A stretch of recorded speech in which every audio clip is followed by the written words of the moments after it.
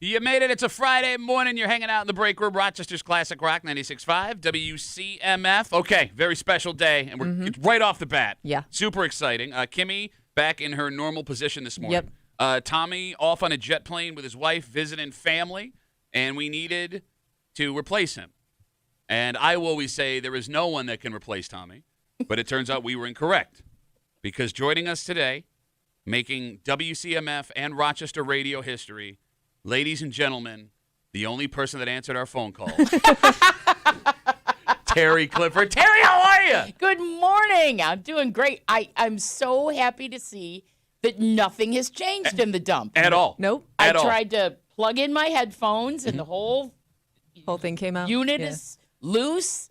Oh, the wonderful thermostat doesn't work. I love this place. Yep. You know what's weird? Everything was working until you walked in. All right. I'm sorry. No, you're not. You're not sorry. No, I'm at all. not. No. All right, right off the bat, I want to say thank you so much for coming in. Thank you for asking me. This is awesome. This is the one station I was not ever on in the dump. I didn't even want to walk by the place, much less get on the air here. So this is a victory lap. Well, we were trying to think yesterday because Pat kept saying, Terry, this is on Terry's bucket list. She has not been on this station. And I'm like, does she want to come in, though? Like, is that just something that is just going to, she doesn't really care if she ever comes in or not? Oh, no, I'm happy to check it off. I'm grateful to be here. Well, I really am. So, a little behind the scenes, so you've been gone for, God, it feels only like a week. 2 years, thanks. It's 2 years.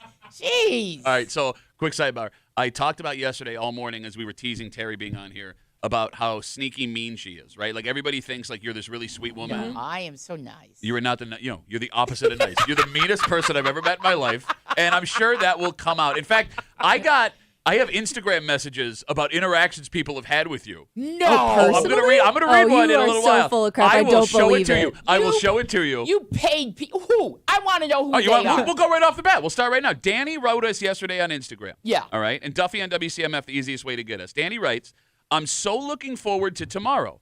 To back up your statement about Terry when I said you're sneaky mean, I loved Terry when she was on WBEE, but I'm 95% sure it was Terry Clifford who got road rage and yelled at me while she was driving a punch buggy. I had a kid in the car, Terry. Okay, I do drive a punch bug. I've never had road rage. In fact, road rage pisses me off. You're raging about road rage. I do rage about. And when I'm in Chicago, I go nuts about. When I'm in an Uber, and if that Uber blows the horn, that's $5 off your tip. I will take money off your tip every time you lay on the horn. Do you hear yourself This is right like now? reverse road rage. Road rage I want exception. people to be nice. So- I want people to just, and I tried to start a punch bug thing. You know how Jeep people wave at each other Sure, and give yeah. each other stupid toys? Yeah. I wanted like a peace. Peace, I'm in a punch bug. Peace. Okay. Nobody answers Well- me. So then I just like, I mean, how many other punch bugs do you? I know, it's Drive odd, by. Kimmy. You'd be surprised. Okay, all right. There's a pale blue one, a red one, and She there's knows a the- yellow one. Are we talking colors of cars or The people ones specifics. you've seen specifically? Well, both. Okay. Yeah. More colors of cars this morning between 6 and 10 here with Terry Clifford in the break room. No, all right. I get Dan, that I want to know your number, but go ahead. Well, no, are you calling Danny a liar? That's what it kind of sounds like you're saying. 100%. She's so mad at Dan right He's now. got a baby. He has a child. I would never do that to anyone, much less someone with a poor child. Okay, all right. Well, maybe he mistook your peace sign for a different sign. Yeah, that could have Maybe been what it that's is. maybe Yeah. that's what happened. He may have been in the car behind the bug that Oh. didn't give me the peace sign back, and he got that. There you Okay, go. by the way, you are on live stream and you keep flipping the bird. I want to make sure that you're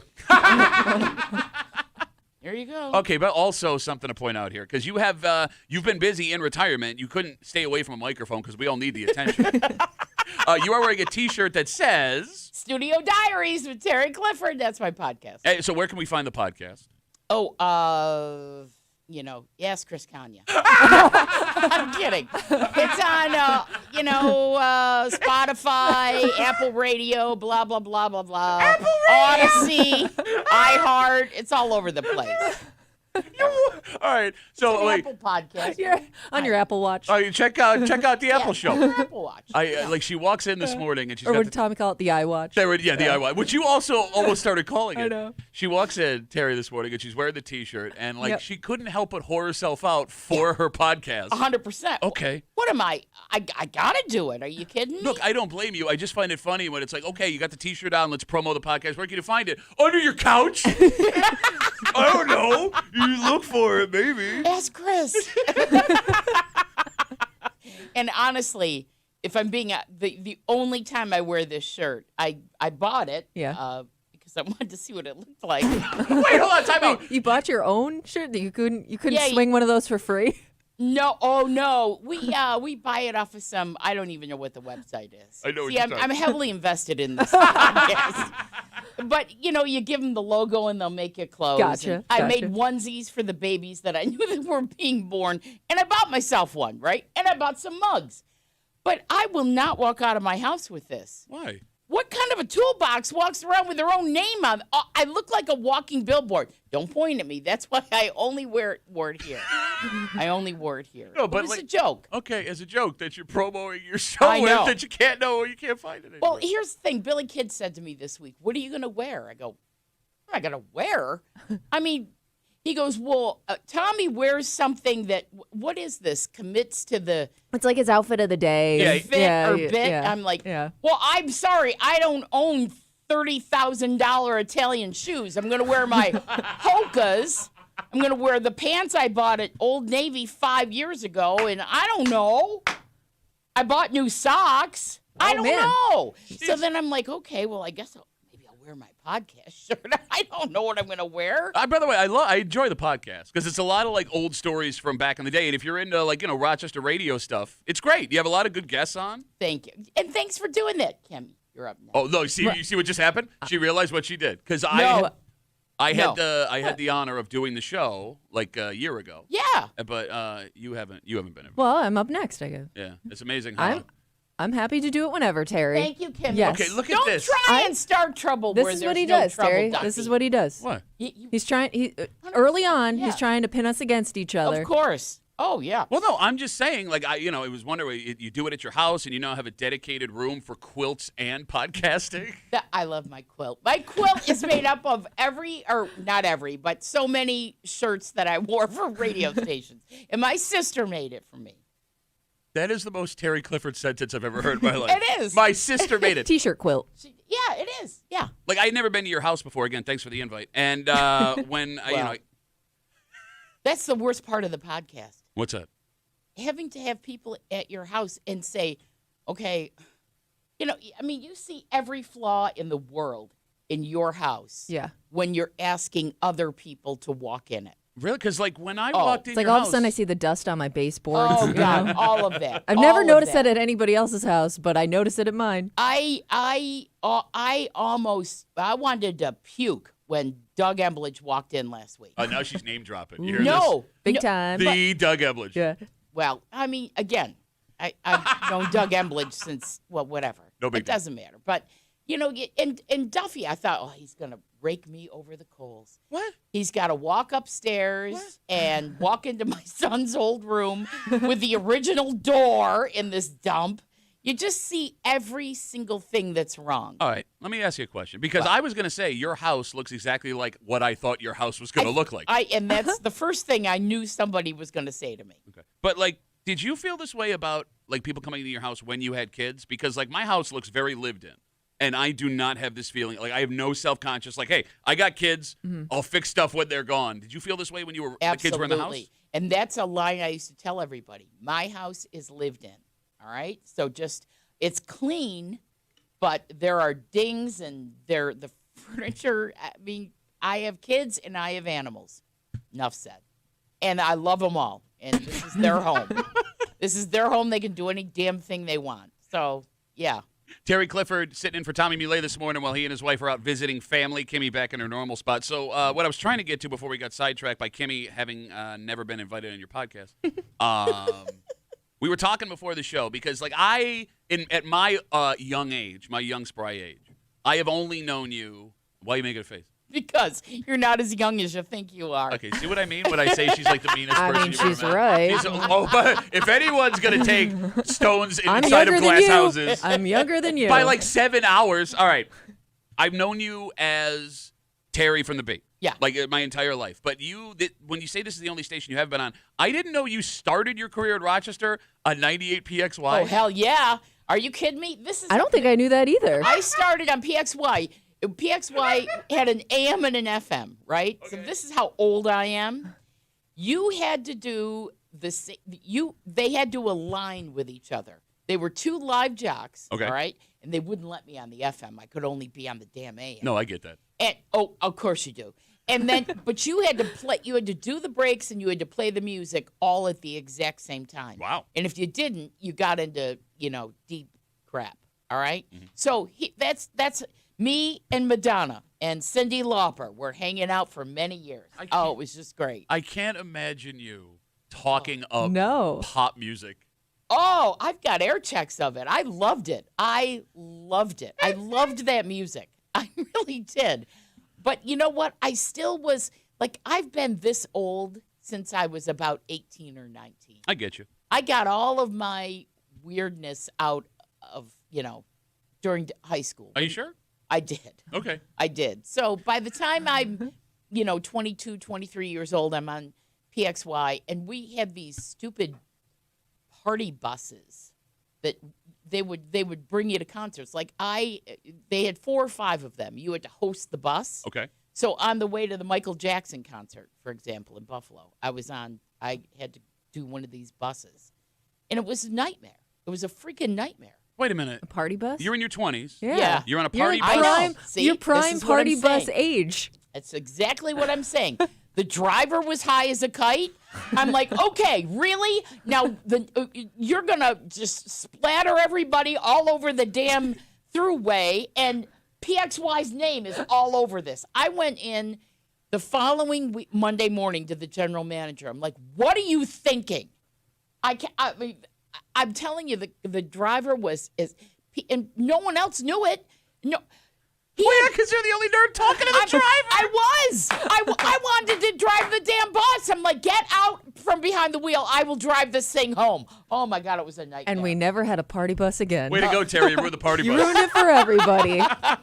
Okay, so as we get into this show, I do want to point out, Kimmy, there has been a gauntlet laid down by the other shows here in the building because, she went and saw her old friends. Right. Down on the beach. I was going to say, I heard her in the building before I saw her like 20 minutes later. It's definitely going to be a loud off today in this room. Yeah. Like, all the amps are going to get blown on this station between you and I yelling at each other. The gauntlet, Kimmy, has been laid down. You've never needed the dump button. Never, ever in my life. Ooh. So for those who don't know radio, I really have it well, ready to go. we can't curse because of the FCC, although the government is shut down, so I don't think they can come after us.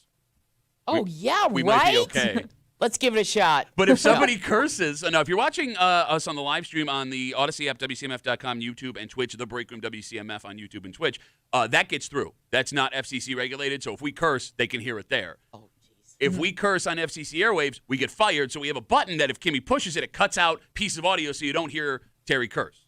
How do you get just that word, Kimmy? You're good. I don't know. No, she's I not. just hit a button, Terry. It does the work for me. Okay. All No, right. it cuts out 7. Wait, Yeah. you've worked in this business for how long? You don't know how the dump works? I always made sure I knew where it was, but I never had to push it on myself or house or anyone else. I had to push it on myself one time. She did it 2 weeks ago. She dropped a hard F-bomb. A hard F-bomb. It's not a hard Oh, my F-bomb. God. It was the hardest F-bomb I've ever I heard in my caught life. myself halfway you through. did not. We have the audio, ladies Roll it and gentlemen. back. We have the audio. Actually, don't. No, it's funny. In however many, 35 years of radio? 42. 42? Yeah. Jesus. 42 years of radio, you never used the Hey. dump. What? I mean. No, it shows how talented you are Yeah, right. as a radio personality. In 42 years of radio, you never used it once. We use it 3 times a day. No exaggeration. Are you kidding? Between Tommy and callers. Yeah. Wow. Yeah. Because like Tommy's got 3 decades in, over 3 Yeah. decades, and he still doesn't know what he can and can't say. Yeah. And It's not always the standard words that he'll say that I have to dump. Sometimes it's that kind of in between. Should I dump it? Should I not? and it's more him. Better to be safe than sorry. He's describing certain Yes, acts. yes. I guess would be. Oh, what gets him. okay. And body parts. All right, so speaking of that, we got a dynamite show lined up for you today. You know, having Terry here is an honor, and it's so great to have you. I'm so excited to do this, but we have to do what we normally do. Of course. Right? So because it is Friday, we have all of the creepy things Tommy said all week long. It's called the Creep Cap. Are you familiar with the Creep Cap? No, I am not. So Well, this you is will good. be. Yeah, it's about 90 seconds, 90 to 120 seconds of just nonstop disgusting stuff Tommy said while he was here. Oh my God. So that'll be happening just after 7 o'clock, and Terry will get to hear all of it. So listen to a woman yelp in disgust. Also, just after 7 o'clock this morning, Halloween is right around the corner. And it turns out, like everything else in the world, stuff for Halloween the prices are going up. Costumes are ridiculously expensive for kids right now. And it leaves another option if you have that skill. And I am so happy you're here because it seems like everyone you've ever met in your life would have the skill to be able to do this to save money for kids. And you're making a face. Am I wrong? Am I wrong? You are not wrong. Did you do this for your own kids? Absolutely. We'll get into it just after 7 o'clock here in the break room on CMF, plus a whole bunch more. But first, you know, with the Halloween comes, it goes, then comes Turkey Day, and then we're off to Christmas. Yeah. And as we talked about with money, right, you know, you need a little extra cash around the holidays. There is a business here in town that is looking to hire a whole bunch of people. But this place also doesn't have the best reputation when it comes to working part-time for them. You got two options if you need more cash right now. And we'll get into it next here in the break room on CMF.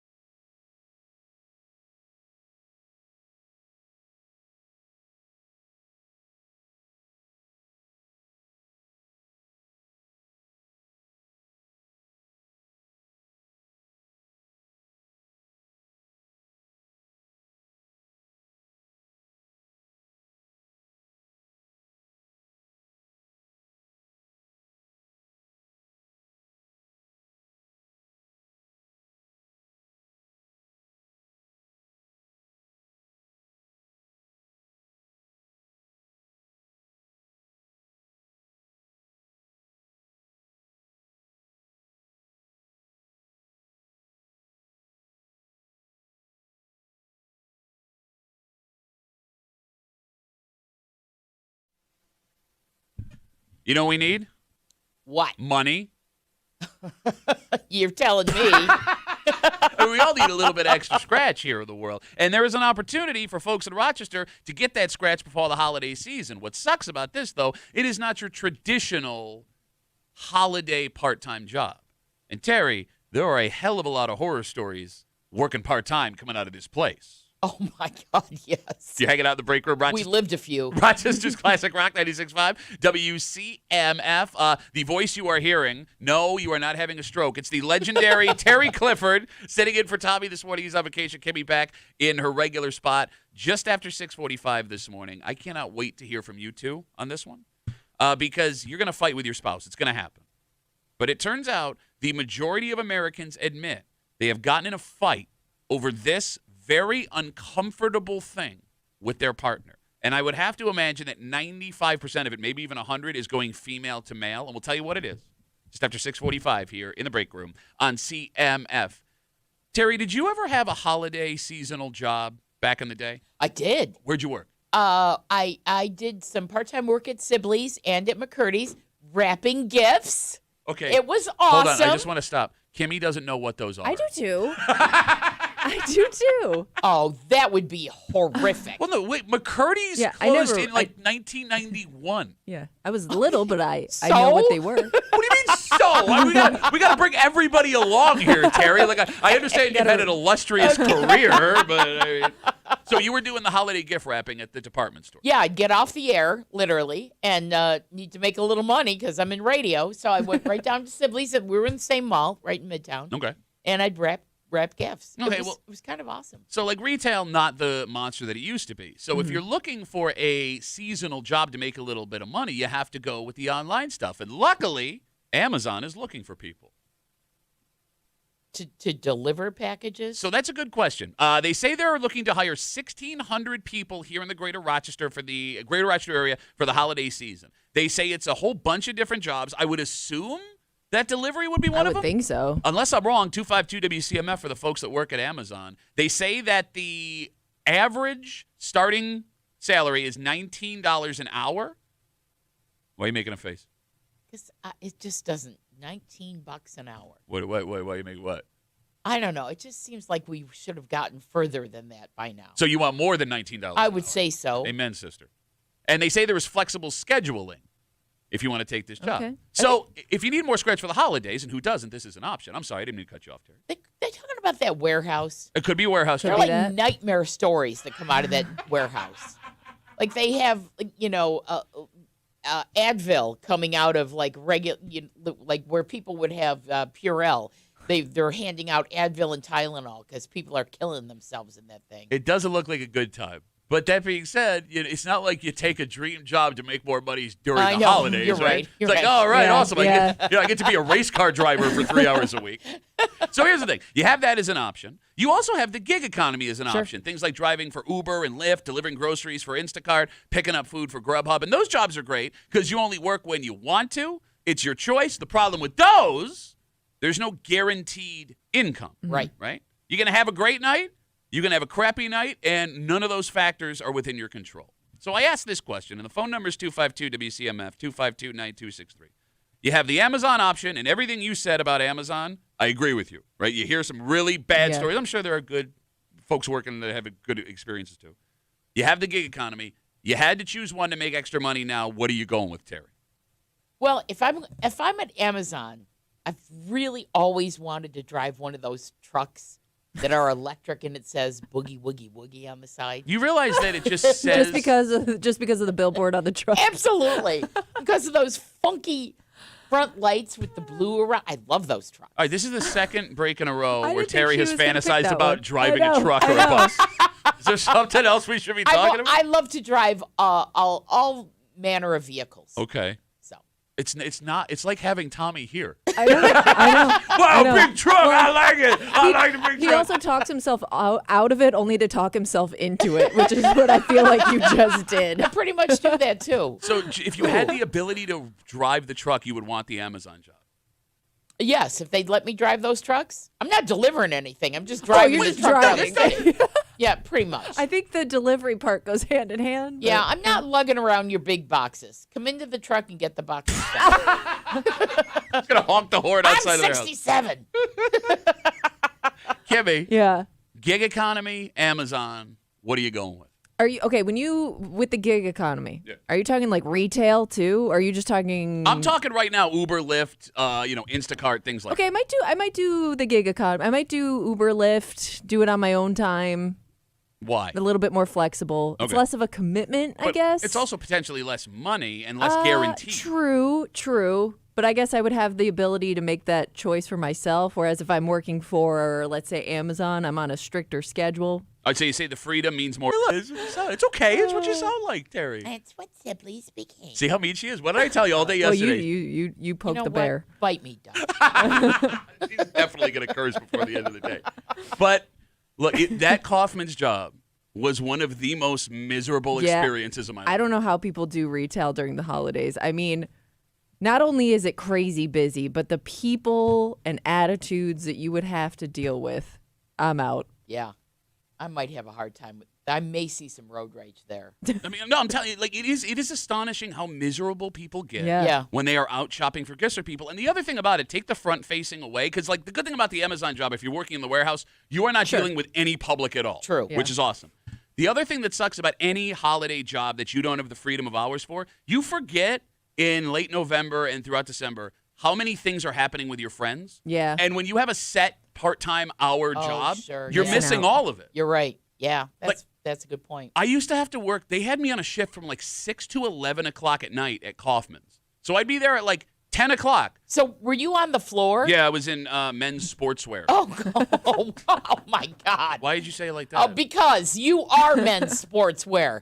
Different, to wear your different pair of sneakers every single day. Okay, yeah. Yeah, you of say- course. No, but I had to dress nice though. I had to dress like that was the other thing. Like here, it was at the time it was like $7.25 an hour, and it's like, by the way, you need to like dress like a nut. I don't have these clothes to sell. Can't afford the clothes I'm selling. Thank you. Yes, it was the most ridiculous thing in the whole world. Oh my God.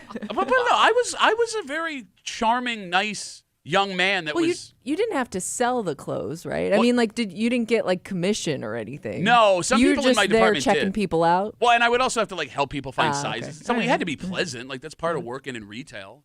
Did you stay there the whole Christmas season? I or- stayed there the whole Christmas season, and I thought like the big pitch when they hired you was like, if you do well, you can stay past Christmas. And I was like, I Not could the use the plan. money. Well, Yeah. no, I was like, I'll do it. And Yeah. then like when Christmas was over, they just never called me. Like, I went home and I was waiting for a phone call, and I just never heard from Kaufman's. I also, when you worked for Kaufman's, they gave you a company credit card, so you could get a discount on like. Ooh, When I say nice. company, like I mean like it wasn't on them. Yeah. Oh, okay. But like I had like a credit limit of like $100. Okay. Like I got a credit card. What like, was the discount? Was it worth it? It was like 20%. Oh, nice. It wasn't bad. That's not Yeah, bad. I'll take it. But like I maxed it out immediately, Of course you did. and then On one pair of sneakers, I'm sure. but that followed me for like year. It wasn't until I met my wife where I finally got to clean up my Kaufman's credit card, but at that time was worth like $3,000 in debt. Oh my God. 252 WCMF. We're talking about Amazon announces this week they are looking to hire 1,600 people in the greater Rochester area for a myriad of jobs this holiday season. $19 an hour on average, they say. And it's funny, you take a shot at the $19 an hour. That's average. So there are jobs that will be below $19 Yeah. an hour, right? Yeah. Brutal. But comparing that to like the gig economy, it is tough though, because like if you're taking the job, let's say you have kids, and the idea is I'm looking to make a little money to up what they can have for Christmas. Sure. The guaranteed salary, right? Like that guarantee. Yeah. Because if you go out and work an Uber shift, a Lyft shift, Right. Instacart, and it doesn't work, you're going to have to go out again and miss more time with your kids during the holiday season. You know what I'm Exactly. saying? I Yeah. also know myself, and working your own set hours, I know I would talk myself out of working them. You know what I mean? Oh, sure. I would start to get really lazy, like, do I really want to do that today? Whereas if I had to be somewhere, if other people were counting on me, I'd probably be more likely to show up. Yeah. But if I have to motivate myself to work those hours, it may not happen. Yeah, I mean, she's beholden to us, and she barely shows up. And Oh, does her job. she's here all the time. Oh, she almost cursed again. What you are right where you're at right now. Maybe they'll like pick up like a part-time job to like have like a social life a little bit. So you're already making a face. Is that not a road that She's you already consider rolling going her down? eyes. Like, you know. Who, for me right now? Yeah. Are you getting are the No. walls closing in on you at home? No, no. I actually love not working. I love not work, and I can fill my time. Okay. But that's a thing. That's a thing. It hasn't crossed your mind yet? Like Getting- go get out of the house and Well, like go work you, for. you do like volunteer work and stuff. I right? do. Yeah, I that helps. I I will. forgot St. Terry. What? No. Oh my God, I hate that. Sorry for bringing it up, Terry. Jeez. My bad. I think everybody should do some volunteer work. You need to give back. I agree with you. Yes. I agree with you. Oh, sure. You know what? You throw a punch and then you get all innocent. No. I agree with Terry, you. I was asking. really I'm just do. saying. See, this is what I mean. That's why I started this with. I just want to ask a question, and then here we go. She's trying to keep her anger under control. It is a thing. There comes a time in your life when a part-time job to get you out of the house is valid. Because if you don't have anywhere to be, and if you don't set yourself up to have someplace to be, you can isolate yourself very easily. Me, I've never done that. But it's only been 2 years. There's still time. I don't know. But yeah. The voice you hear it, I don't even have to tell you. Rochester radio icon, Terry Clifford, hanging out in the break room this morning. The final station she had never been on in her career, WCMF. Yes. So we've checked it off the box. We have. I can't believe it. Neither can I. Because I thought when you said you would do this. I know. I thought she was just being nice. Well, yeah, years ago before you left, you're like, oh, I want to come on with you guys sometime. And I thought you were just like saying things you're No, supposed to say. I was sincere. I don't say crap I don't mean. Okay. I was sincere. All right. See, that was even a little aggressive the way you said that last time. No, it was not. It's easier that Tommy's not here. But No, you know what's so funny is like this idea. If you were here with him, he would be terrified. He would Yes, not. He would yes. just be sitting there like, oh yeah, right. Like when no one's in the room, he's like those chihuahuas. Where, that's so He's funny. barking behind the glass, but once you come inside, just silence. That's great. you know, my talking about God. being at home with your spouse. We have a study in front of us that says the majority of Americans at some point in their relationship have had a fight about this. And there are embarrassing things you can discuss behind closed doors. Sexual, friend stuff. I would argue this is the worst. And 95%, if not 100%, has to be women towards men with this anger. And we'll tell you what it is next here in the break room on 96.5 WCMF.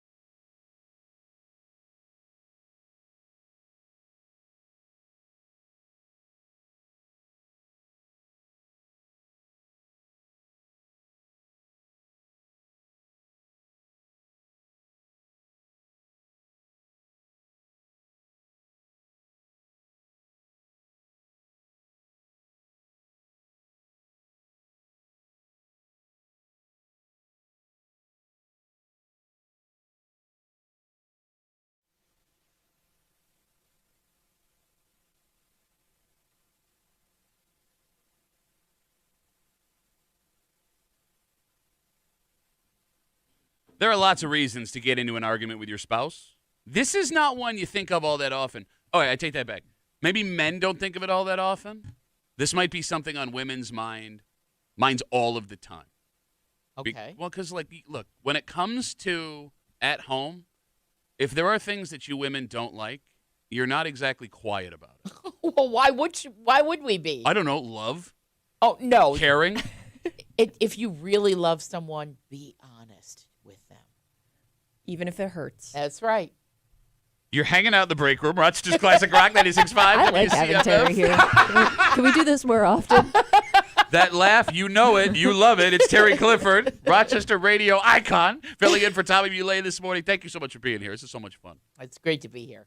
Just after 7 o'clock, it is Friday, Kimmy. You know what that means. The creep's still rolling, despite the creep not being here. Creep rolls downhill, and we can't stop it. Yeah. Now, Terry has never heard this bit before, this segment. She's going to be very confused. I think confused is the wrong way to put it. Horrified might be better. Well, it won't be the first time Tom Muley horrified me, so that'll be okay. All the disgusting things Tommy said this week. It's the Creep Cap just after 7 o'clock here on CMF. The majority of Americans say that a reoccurring smell has caused an argument with their spouse in their home. Are you with me? Do you understand what I'm saying? Yeah, absolutely. Almost 6 in 10 Americans say scents ranging from garbage, post-gym BO, pet odors, farts, and hobby-related smells like fishing gear or something like that has become a legit issue at some point in their relationship. Oh, sure. Okay, when you say sure, this is something that's happened, shown up in your home. Oh, yeah, absolutely. Yeah, well, first of all, my husband smoked for the first probably 35 years of our marriage. Okay. I don't like that smell. I don't like it. I don't at like all. I don't like it in the car, especially the car. Okay. Because then it's trapped. Then it just stays there. Nowhere for it to go. Exactly. And it was also a dead giveaway. Every time he was trying to quit and he'd walk in the door and you can smell it and I'd be like, okay, didn't you have such a good day with it? Yeah, no, I'm fine. I didn't smoke. I'm like, oh, hell yeah, you did. Okay, but hold on, counterpoint, being team man here, and, I'm not here to support smoking, but you can't, the guy had a rough day. You got to get in his, say something when he walks through the door. You can't just let him be. He knows what happened. He knows what he did. He knows it. And believe me, I'm not typically like that. But for the bit, just for the to make the point. Understood. Kimmy? Yeah. What smell have you gotten in an argument with your husband over? I mean, the standards. I mean, the farts. Ass dropping? The bathroom smells. Wait, okay. Can we talk about that? Could you just spray something after? I mean, that's all I ask. I understand it's going to stink in there, but, it smells for hours.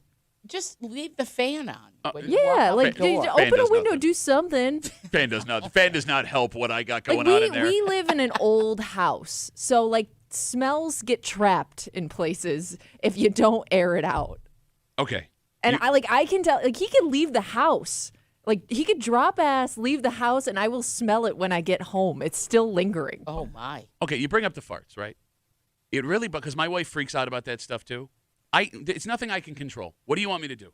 What do you want me to do here? We've been married, my wife and I, 15 years. She freaks out. It's overly dramatic. But sometimes it's you guys do it on, you push it out, and it's you don't have to No, you do. How else do you get it out? I want to feel better. I got rumblies in my tumbly. What am I supposed to do about it? Well, you can keep it in. Yeah, and then that's how you die. That's how you get an no, aneurysm. You don't yeah, die. You can get an aneurysm. It'll just no, you don't get an aneurysm. It pops the bubble and it stays in your inside you. It comes out of your mouth. Out. You realize that? No, I'm not making this up. It has been. Kimmy? Show us the science. Google it. If you hold your farts in, the gas comes out of your mouth. I'm not making this up.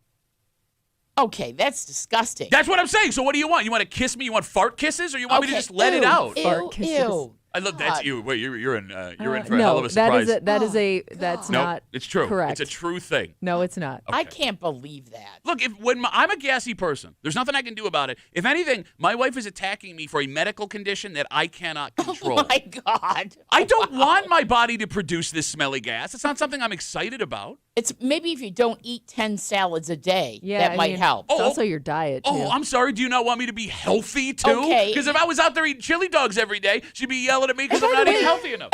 You get mad at Tommy for doing it. What's that? For, like, when he will walk out of this room, drop ass as he's walking out of this room, and then you go, what the hell, man? It's like you're mad that he didn't tell you he did it. Okay. And he just surprised you with the smell. So here's my ass rule, all right? And this goes for everybody. Okay. If a guy's going to rip ass around me, at least make it loud and funny, right? If I got to deal with the smell, Okay. I at least want it to be loud and funny. But you do get upset when he does Because he it. just cropped. We don't even get a laugh out of it. I just got to smell your nasty ass, and we're not even having fun with it. Like, that's what pisses me off. We always had a rule in my studio. You couldn't do that. No farting in the studio? You had to No go way. outside the studio. Absolutely. How do you enforce I like that rule. Well, it's kind of easy. You just, publicly mock the hell out of the person that does it until they won't do it anymore. Yeah, that wouldn't stop me. Oh, God. I know it doesn't. It doesn't. I'm used to it now. Luckily, it's for whatever reason, from where I sit, it only stays on that side of the room. I don't know why. It's thicker than the air. It just drops. So Wow. it's pretty rare that I get a whiff of whatever's going on over there. Okay. 252 That's good. 252 WCMF 252-9263. The majority of Americans say 6 in 10 they have gotten into an argument at some point in their relationship about a smell in the house produced by that person. And it turns out that telling someone they smell is a dangerous game. Because most folks in this study said they tried at first to do things like leave a room, open a window, or use things like air fresheners behind their partner's back before they finally confronted them and said, this needs to be done.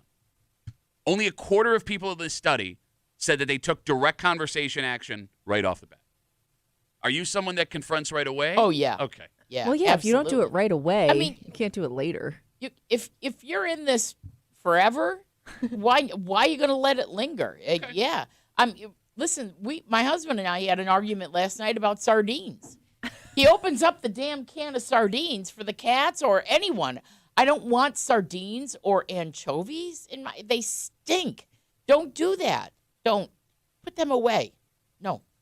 What is Yeah, no, wait, does he not get a say in this house? Well, he does because he opens them up every night. Oh my God, I can't stand It's it. amazing, too, how that'll ruin foods for you. Like sauerkraut was ruined for me. Oh, I had a yeah. roommate that used to eat sauerkraut out of a can and just like leave it around. Like she never finished the whole can of it. So she'd either stick it in the fridge and now the fridge smells like sauerkraut. She'd leave it in like the living room. I can't do sauerkraut because of the smell.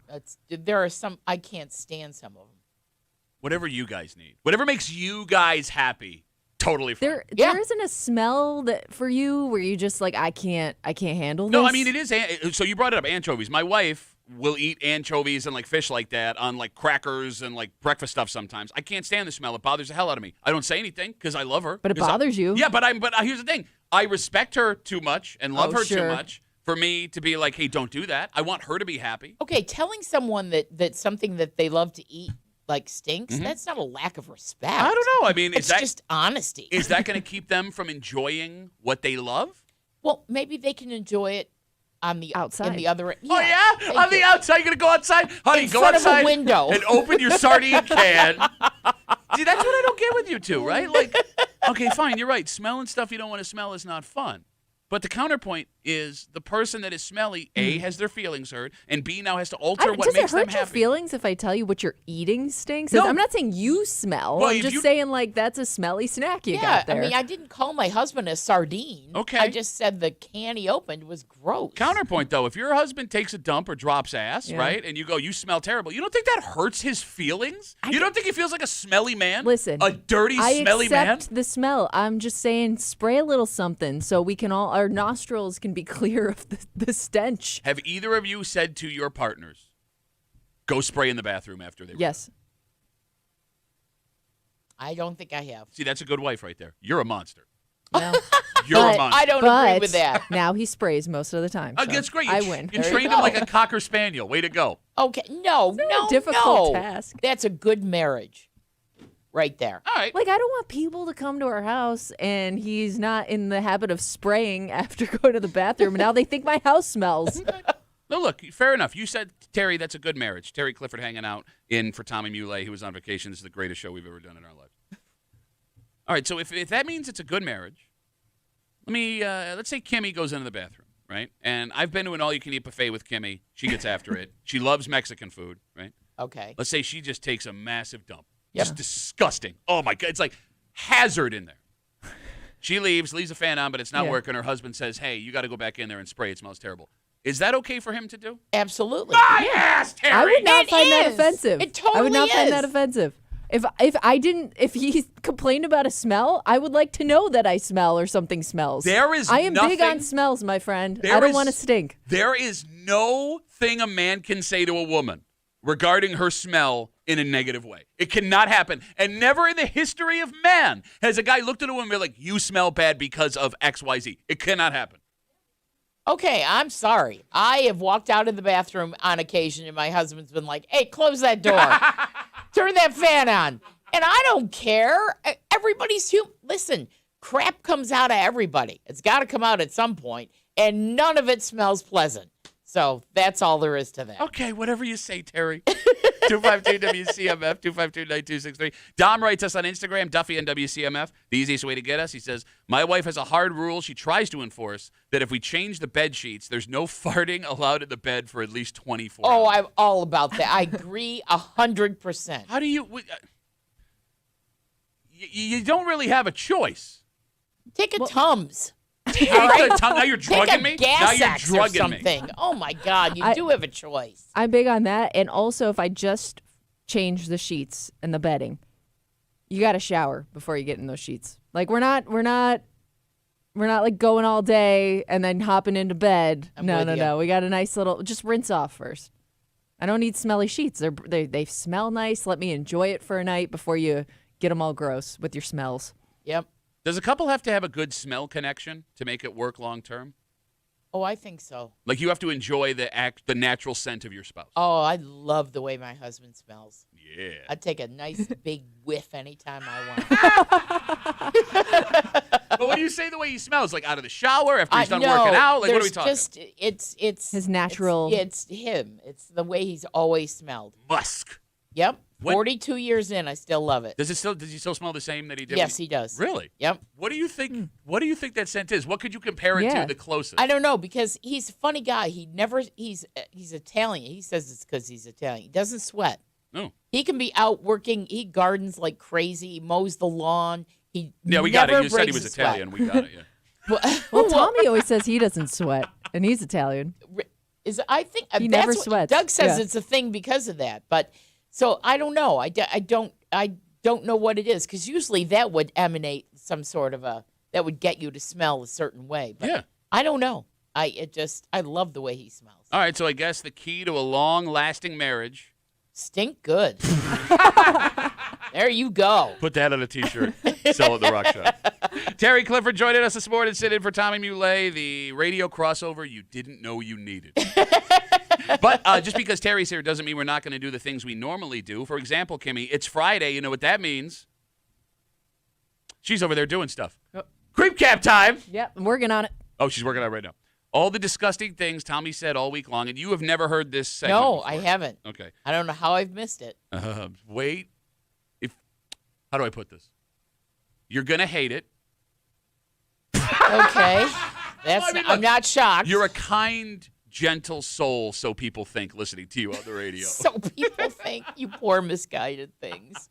Listen to Terry Clifford, hear Tommy being disgusting. And I'm so excited we get to talk about this with you because I knew the second I saw this story that you were someone who did this and that every member of your family did this to save money around Halloween time. Because it seems like this is a skill that has gone away. And that if someone were to try to do this for their kids today, it would end horribly. And we'll get into it next here in the break room on CMF.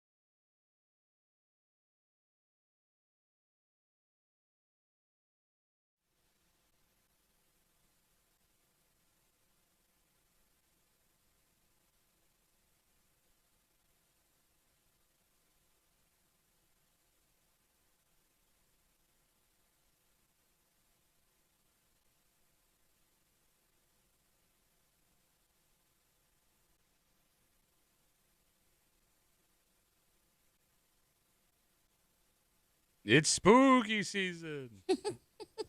That's as creative as I get. Okay. Wow. But the scariest thing about this Halloween, Terry, might be the prices. And we mean everything.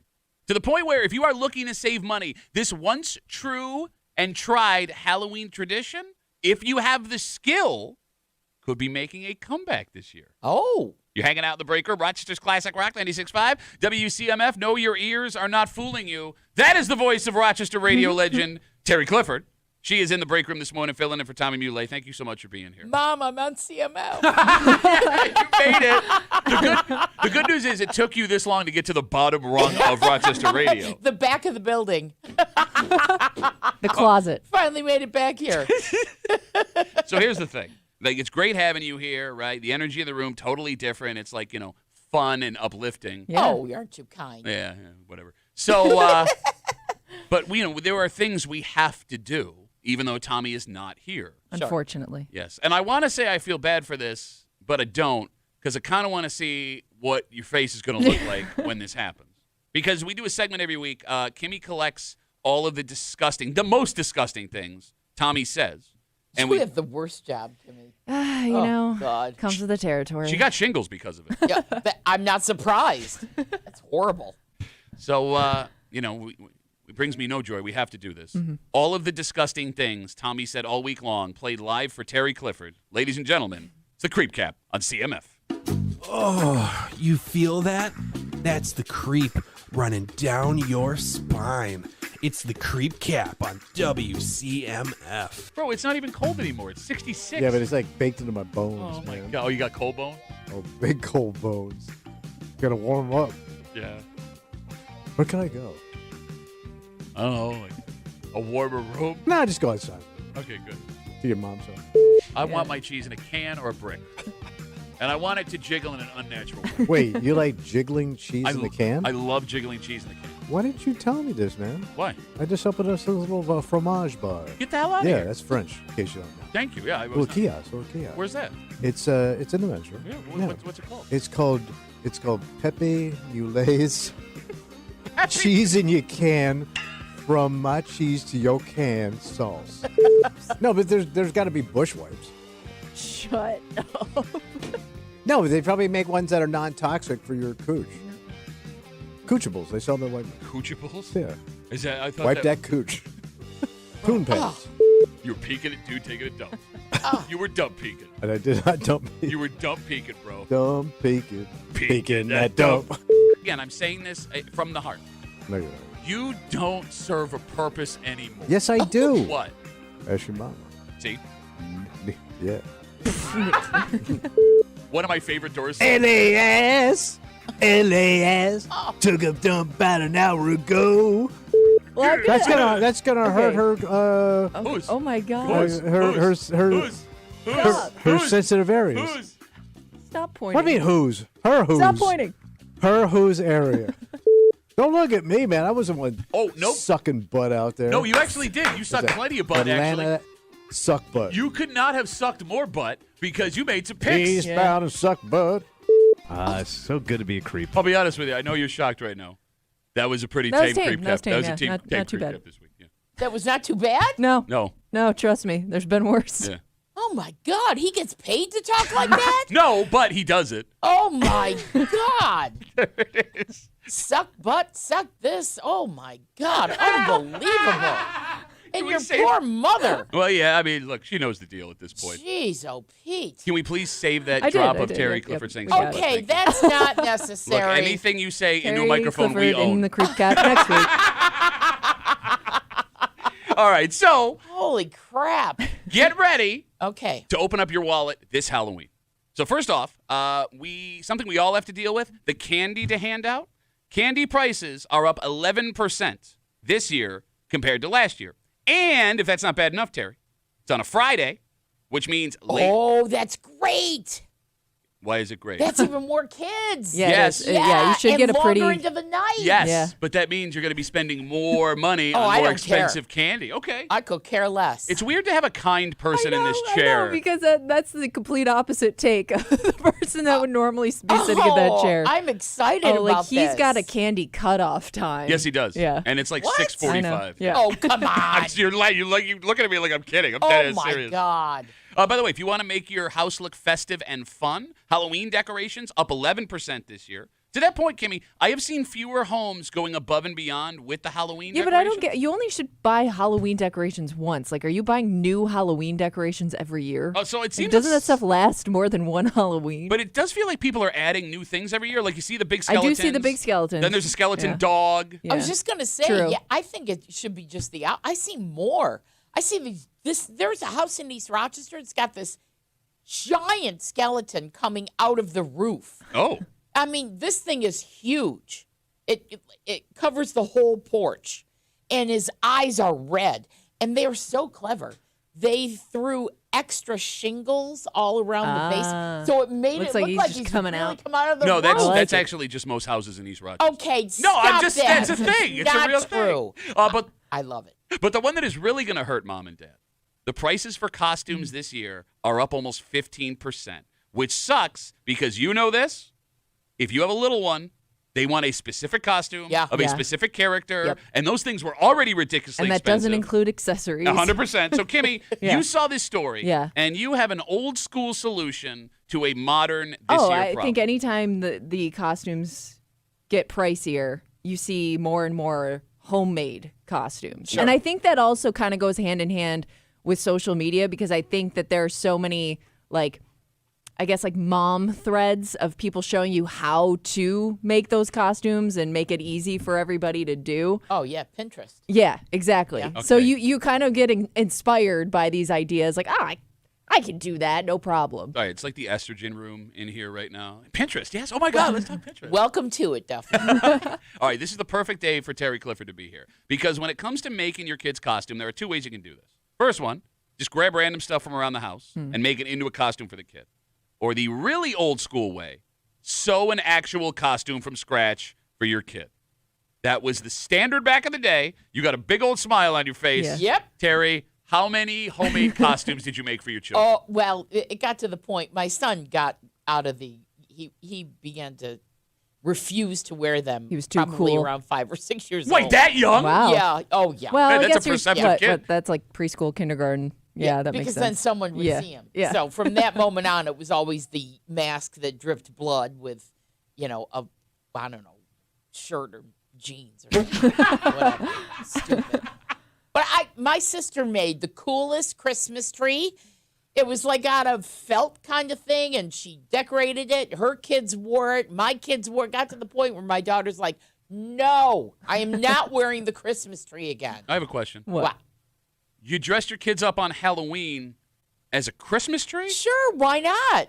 Incorporating the next big holiday. We don't talk about Thanksgiving in the Clifford Well, household? no, I mean, I don't know how to make a turkey costume, so. Okay. Is understood. there one you made that you're most proud of? Well, for myself, I You made your own costume. I still do. Yeah. Well, you got to answer the door. You got to look festive about this. So absolutely, yeah. I did one Bride of Frankenstein that was so good. You did it yourself? I did.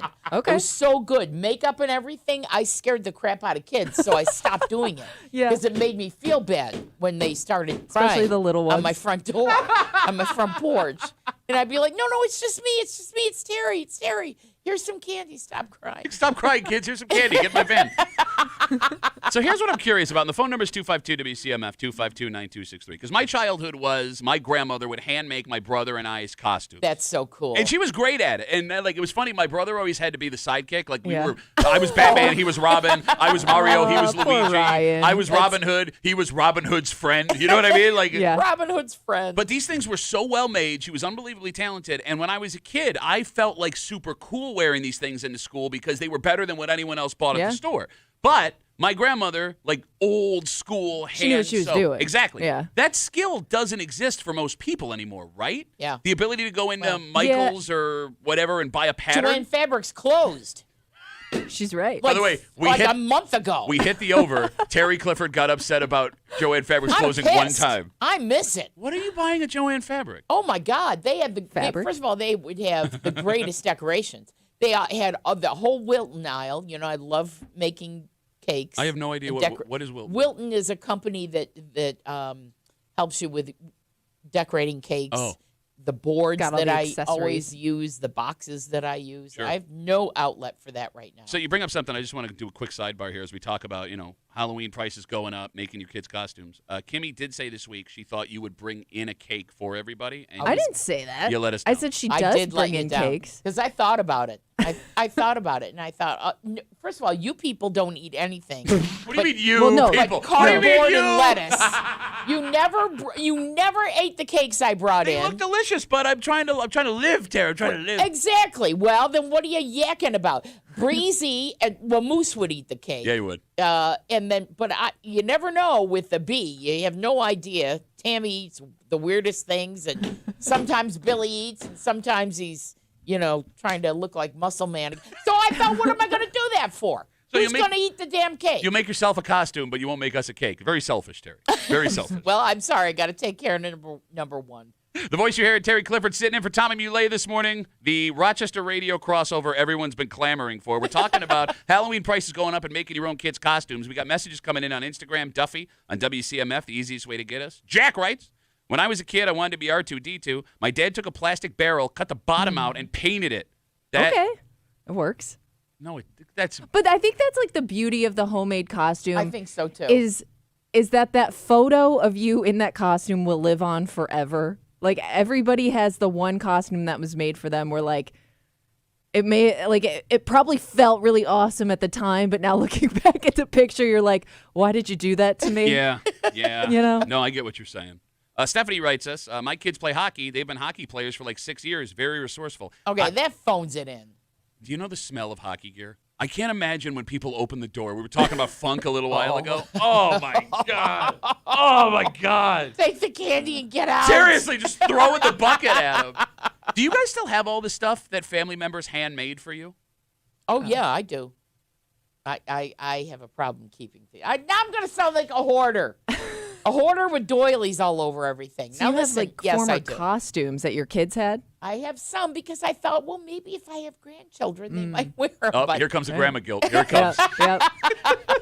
Your kids go, I still have all these costumes, guys. I don't know if you remember. I still got them. No, it's really, you're right, to your point, it's really hard to get rid of the stuff that are handmade for you by a member of your family. Because, my daughters never got to meet my grandmother, but they have a blanket that she made for me that is in their closet right now. That's awesome. Right? It's great. That's awesome. But I don't think my kids care. Well, they might not care now, but they will care. Okay, we say that.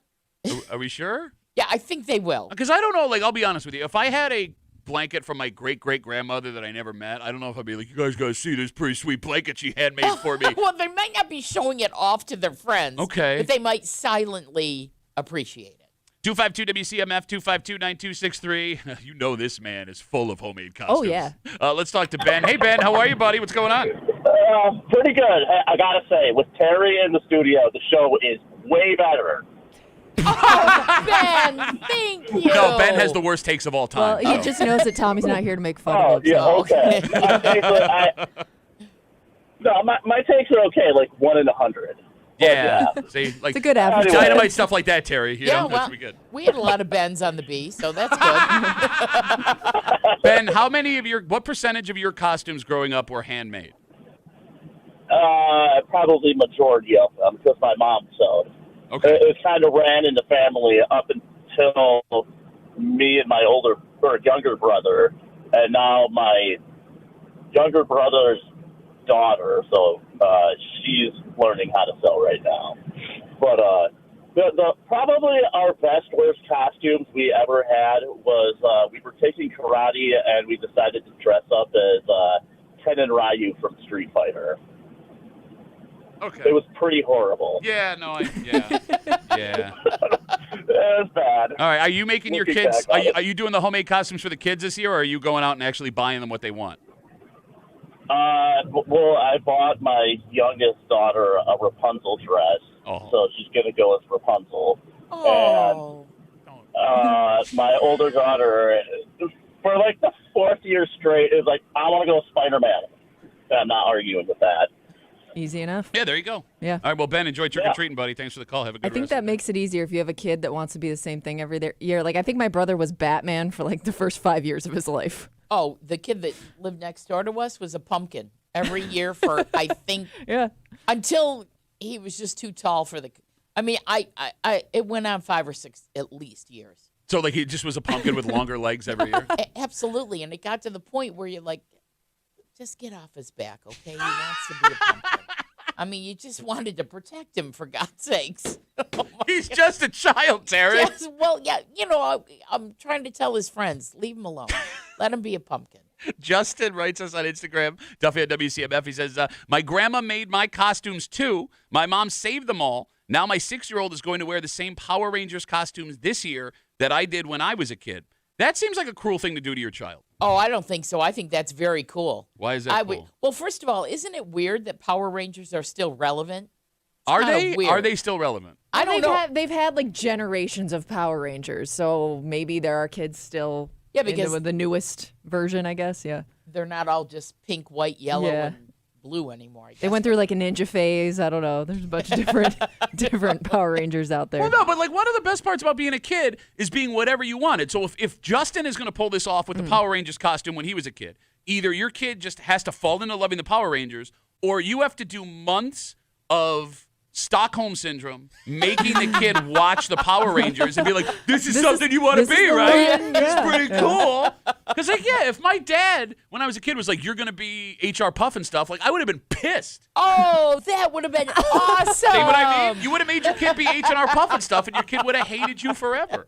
Well, we may have a little of that going on in our house. 252-WCMF, 252-9263. We'll take one more call. Again, we're talking about with the prices of everything going up for Halloween, candy and decorations, costumes, the biggest price jump from last year, making costumes at home. And if anyone has that skill to still make them, much like Terry Clifford still has that skill. Well, actually, I never knew how to run a sewing machine, but I Okay. did everything by hand. That's even more impressive. Well, I kind of liked it. It was fun. I love Halloween. You know, you're missing a great side hustle opportunity. I know, seriously. Oh no! I Custom can't. costumes. Scary I Terry. can't do that anymore. Scary Terry's Halloween costume. Just saying. No, I don't think so. Party Boat Mark's got the last word on CMF. Hey, Mark, how are you, buddy? Hey, good morning. Man, I can't believe I made the cut to talk to the famous Terry Clifford. What do you got, bud? So this is what I'm doing this year. Instead of doing candy, if you go on Amazon, you can get like these little projector rings, these little rubber rings that throw out they project a little like face or Dracula or spider. Okay. And you can get like 100 of them for like $20. Okay. If I showed up at your house and you handed me a ring Oh, as a from kid, that'd be Amazon- awesome. No, you I want always to. looked forward to like the little toys. I That, like didn't. every now and then you'd hit a house that gave you something different. I was can't- kind of all in on that as a kid. I can't eat that. I don't want that. And here's an even cooler thing too. So you can have them all. They blink and everything like that. So you can turn them all on. And here in this like the big bucket that you're going to have all the stuff in, they're all going to be blinking and glowing, and kids are going to love it. This is the first year I've done this. I normally do the full size candy bars. I'm like the full size candy bar guy in the neighborhood, but this year I'm trying something different. So hopefully my house doesn't end up with too many eggs on it. Where does this ring project something onto? So is it just? The wall. I'm Wall thinking to the sidewall. teachers the next day are not going to be crazy about this. Well, it's a Saturday, so But- you got nothing to worry Oh, about. that's true. You're right. Yeah, I but- don't know. I'm about this. I think I it's feel cool. like No, I it do sucks. feel like Mark, you're taking a little bit of a risk because all the kids in your neighborhood know you as the full size candy bar house. Oh, good that's call. true. and Good now call. you're abandoning. Oh, you're right. You're taking a huge risk here. You blew it, buddy. Oh. You blew it big time. So I was actually thinking about maybe going down and getting like the little snack bag, Ziploc bags, Snack bag. and doing a little candy bar with a projector ring. All right. And would you sell your boat? You got all this money lying around, Mark? Right, that's right. Mark, great to talk to you, buddy. Have a good rest of the day. There goes soon to disappoint the neighborhood Mark. All right, let's take a break. As Mark put it, the great Terry Clifford hanging out with us here in the break room this morning. Come on, you're beloved. I know. Everyone was so excited that you were coming in this morning. Well, I'm excited to be here. I don't know how excited the listeners are, but I'm happy to be here. Well, no, we kept trying to tell him, temper your expectations. She's not as good as you think she is. She was. Thank you. She was Thank you for propped that. up for years down on the beat. They play 6 songs an hour. No. Oh, not I'm quite kidding. 6. It was a joke. It was a joke, Terry. He knows what he's doing. Look, I feel like we're making this about age today, and I don't mean to. It's just the content Oh, that I'm showed so up. used to it. Whatever. Okay, I can tell And you're it's fine like with you it. just started doing this. You did it all the time. See what I mean about how mean she is? You would kick open the door and make some comment about the outfit I was wearing all the time. Oh, you've been hanging on to that one since 1991. First of all, my joke's way better than that. Okay, no, they're not. No, they are not. There is an event happening in the town of Greece this weekend. And I'm going to say right up front, this is awesome that these men have somewhere to go and something to do. Because, Kimmy, we've talked about as men get older, the loneliness epidemic becomes a serious problem. Guys start to isolate themselves. They don't get the activity that they need to do, and it causes all kinds of issues. So this existing for them is wonderful. However, there is a limit. There is a limit to what the male body should be able to do, what you should allow yourself to do. Oh, so this is a physical thing. Big time. Taxing. And I am a little bit worried for these gentlemen. Okay. And you're in this world, Terry, so I feel like you've got a better grasp of this than we do. Oh, I've got thoughts. We'll get into it. She's got thoughts, people. And we'll hear those thoughts next here in the break room on CMF.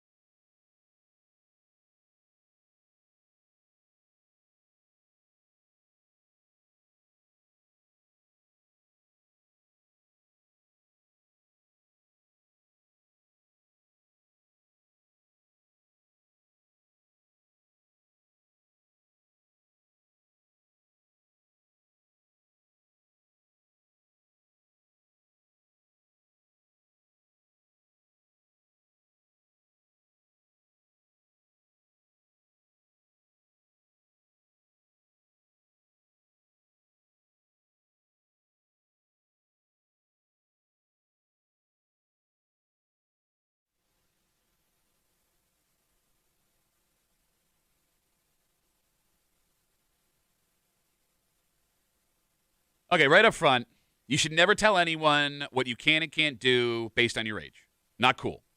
I agree. All right, well, of course you do. And if this makes you happy and you think you can handle it, God bless. But I got to be honest, this story is making me a little nervous. Because a little bit of this, that's great. Awesome.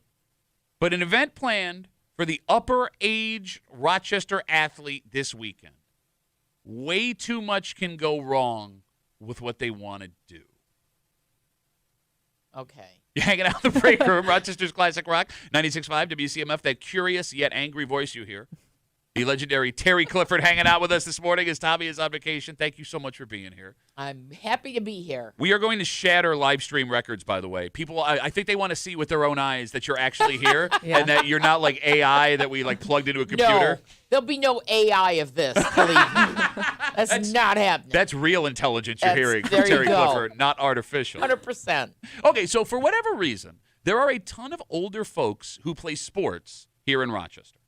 And Kimmy, a few months ago, we talked about a weekly softball game that happens in Irondequoit. Yeah. Guys in their 70s, Yes. 80s, and 90s, they get out once a week and go play softball. And there are plenty of 60-plus hockey teams that play, 60-plus basketball teams. And today, we're talking about soccer. Story on 13 Wham spoke to a bunch of guys over 60 that get together in Brighton and they play together. And they talked to a guy named, I think, Tomi is his name? Is that an Italian name, Tomi?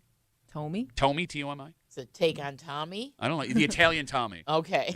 Great. That's what we need. He does it to Creepa Kappa. All right, so Tomi is 69, and he says he plays with guys of all ages over 60. He talks about a guy named Jose. He's 77. He just got 2 new hips, and he's got a bad back. And he's playing soccer. Yes, and that's a quote from the story on 13 Wham. Okay. So this weekly game has been great for them, and they have a bunch of fun. So they decided they wanted to kick it up a notch. This Saturday and Sunday, Tomi and his crew will be having an over 60 soccer tournament in Greece. 5 teams, head-to-head, plenty of bathroom breaks. And every guy they talk to in this story is super excited about this event Saturday and Sunday, getting to play with their over 60 buddies all weekend long. Terry Clifford, as the designated older person in the room today, is this a good idea? I don't think so. Why?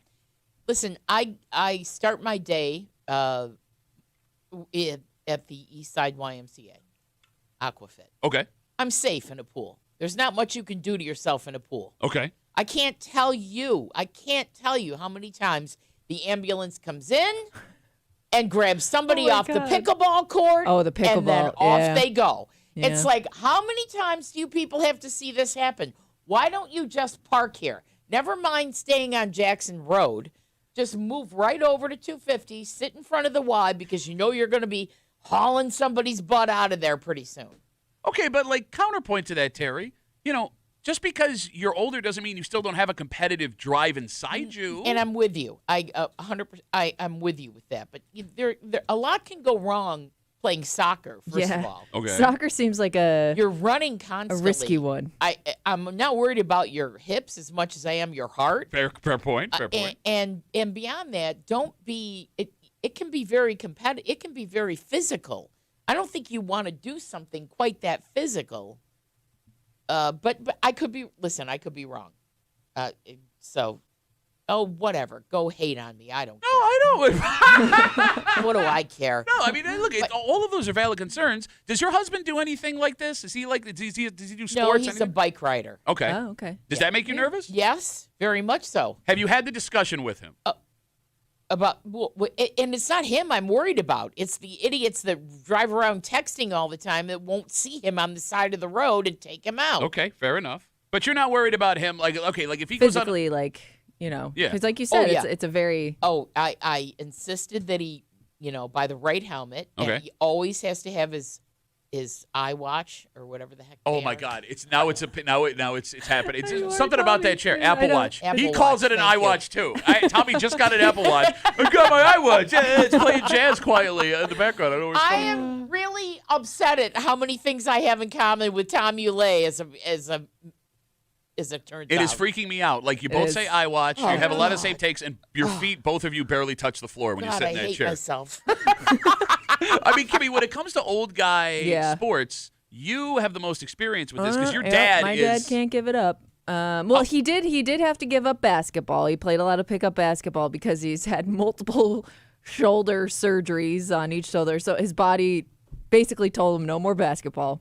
But he has replaced that with pickleball. Oh, boy. To the point where he, I've told this story already, but this is new to you. He signed up to play in a pickleball tournament. He recruited one of my brother, his son's friends, to play with him in this tournament. Like, he selected a player based on, he thought like this was his best chance of winning. Okay. And as he was warming up for the pickleball tournament, sprained his ankle. Oh, jeez. He went down before the tournament even started. Oh, So no. so his buddy had to he found another guy to fill in for my dad. But my dad, I mean, he still plays pickleball despite that injury. He my didn't sister learn his lesson. is a mean pickleball player. She's been in the New York State tournaments before. Yeah, I Really? mean, he takes it very seriously. She loves it. Okay, but I mean, is that something that concerns you? With her- Yeah. I Okay. mean, well, it's something about the sideway motion of pickleball. I don't know what it is. And I don't think it makes them dizzy. I think their ankles can't take Yeah, it it's anymore. agility. It's bizarre. Do you know how insulting that sounds when you say that? Well, but it's true. It Yeah. happens to all of us. Your bodies aren't going to work the same way they did when you were 19. Okay, And to her point, it may not even be your body that takes you out. I just saw a story yesterday that like pickleball eye injuries are up. So we're going Oh, to talk about this heck more. yeah. We're going to talk All about right. this more next week. Yeah. The pickleball eye injuries. 252 WCMF. Terry Clifford hanging out with us for Tommy Muley this morning, rallying against all of you people over 60 that want to keep doing competitive That's sports. not true. Just be careful, all right? And have the local ambulances line up along the side of the field. The reason we're having this discussion this weekend in Greece, there will be an over 60 soccer tournament for men. 5 teams, a couple of guys that play on a weekly basis. And when we say over 60, it looks like it goes all the way up into the 80s. We'll be playing 5 games in Greece. And, you having a husband, that does this stuff, you don't like it. The witness at the YMCA, Kimmy, you with your dad, I get it. I don't know. Like, I played beer league hockey. And there's guys in their 60s and 70s that still get out there and go. I admire that. And there's a little bit of jealousy there, I'm Okay. sure. But I don't know. There's some portion of my level head that says, don't do that. All right, but let you me ask idiot. you this question, because look, I am speaking from a point of naivete. I am still fortunate enough where I can go out and do a lot of the physical stuff I still Sure. want to do, right? When I get to a point where I can't, because I'm a competitive guy and I like doing sports, where do I put that energy? Where does it go? I think it should go to something like you on an elliptical or you No, that's not on a competitive. bicycle. That's not competitive. Oh, you can compete on a Peloton. You can compete against anybody. It's true. Just use your imagination, No. Duffy. What about a nice cornhole league or darts? You see, the way you said it Why do you is have to condescending. beat someone? It's just how I'm wired. I don't Compete know. against yourself. Yeah, that's right. You can swim. Compete against your own time. I love how she made a point and agreed with her own point. Yeah. So compete against yourself. Yeah, Yeah, exactly. Terry, that's a good idea. That's a good idea, Tara. No, I'm telling you, like, if I don't have some kind of competition, whether it's boxing, whether it's beer league hockey, like, I know that stuff is eventually going to go away for me, and I am scared of it going away because I'm going to have this. I'm scared it's going to make me an angry old man. is what I'm Because don't scared you of. play with those angry old men and you're like, why isn't this guy giving it up yet? Because you're never going to know when to call it quits. No, like you if you're won't. still playing it now, you're not going to know when to say, okay, you know what? That's it for me. No, you're right. The legends never know when to walk away. I agree with you guys The there. legends. What? Okay. What? No? People don't know when to walk away. Look, I envy you ladies, Yeah. right? And I know this is going to sound condescending. Yes, so I think it the is, hate's but coming go in. ahead. Look, I mean, I know there are women that play rec league sports, Yeah. but there are way more guys than women, I think, in Rochester that do it. Like, the hobbies that you two have, you can do forever. Like, you can keep making cakes and sewing stuff, Terry, until the day you die. And Kimmy, you can keep getting super high as much as you want until, Hobby. what would you call it? I don't know, a Friday night Friday cool night. down? I don't know. Friday night cool down. Like, you guys can do that stuff forever. I don't have a hobby that I can do, and my heart isn't at risk once I hit 45, 50, 60 years old. You got a hobby? You like collecting stuff? Yeah, I'm You, gonna run out you of money You eventually. watch the Bills every Sunday. That's kind of your hobby. Okay, but that increases my competitive You can watch drive. other people compete. That's a hobby. Yeah, there you go. I don't know. I at all the points you guys are making are What about correct. travel? Do a little traveling. I don't want to travel. I don't want to. Yeah, everything she's coming up with, you just like a 10-year-old. I don't want to Yeah. do that. I don't want to do that. No, but this is like the most wife conversation ever. Like I'm surrounded by 2 wives right well, now. First of all, I said get on a bike. Okay. Or why not play something like play tennis? Well, no, you can hurt yourself. Yeah, see, it's pickleball, but faster. Yeah, don't do that. Okay. No tennis. Okay, so I love how Swim. Why don't you swim? Hey, are you going to say swimming's not a sport? I'm not saying swimming's not a sport. I'm just not a great swimmer. Look at me. Well, get better at it. There you go. I'm too hairy to be a Compete swimmer. against. I'm too hairy. Well, then get waxed, for God's sakes. Okay, was that a like a romantic suggestion? I don't. No, absolutely not. That's the T-shirt we No. need in the rock shop. Get waxed. Terry's face with "get waxed" coming out of a bubble out of her mouth. No, like here's the problem with swimming and the waxing. Like if I were to get into swimming competitively as I get older, the time it would take my wife to shave me before every match, we just don't have Do the time. laser thing, right? I'm not getting lasered, man. Do you know how much? You're time- married to a dermatologist. I'm sure there's a solution. Okay, have you ever had hair lasered off? No. Okay, it's a process. Yeah. Right. And Sandy Waters Sure. did it for You years. get all the time. When I work. Okay, no, but I don't. You'll Like, have all the time. I must have 1 billion hair follicles on my back. Like by the time I get all the hair off, I'm dead. Oh God, that does not It's gross. paint a pretty It's picture. gross. No, I mean at all. think of me, Terry, standing there completely naked, hairless. Are you thinking of it? No. Does it do anything for you? No, the quietest she's been all absolutely morning. not. Oh my God. No, I look, I share your concern for these guys this weekend, but I also respect them. Because look, maybe even if something bad does happen, you're aware of the risk and you're willing to take that risk because this makes you happy. Yeah, What's wrong with happiness, Terry? I'm okay with that. I'm okay with people being happy, Okay. but they're not going to be happy when they're in a boot or running around on one of those scooters where you have to kneel on half of it and push yourself with your other leg. I'm like, I'm not doing that. Absolutely not. So- Terry Clifford filling in for Tommy, crushing all you old guys' dreams this morning. This is a man who got to live his dream his entire life. Well, all right, I take it back. He got to be a rock star his entire life. But part of living that dream made his life miserable because he was a member of one of the most iconic rock and roll bands in history. Yet, that band almost never got along. And it followed him his entire life. And there is a statement I want to read this morning from a guy who, I mean, he kind of kicked this guy over and over and over again. Does he have to pretend this morning like, oh, I'm really sad? Not that he wouldn't be sad. We'll get into it next here in the break room on 96.5 WCMF.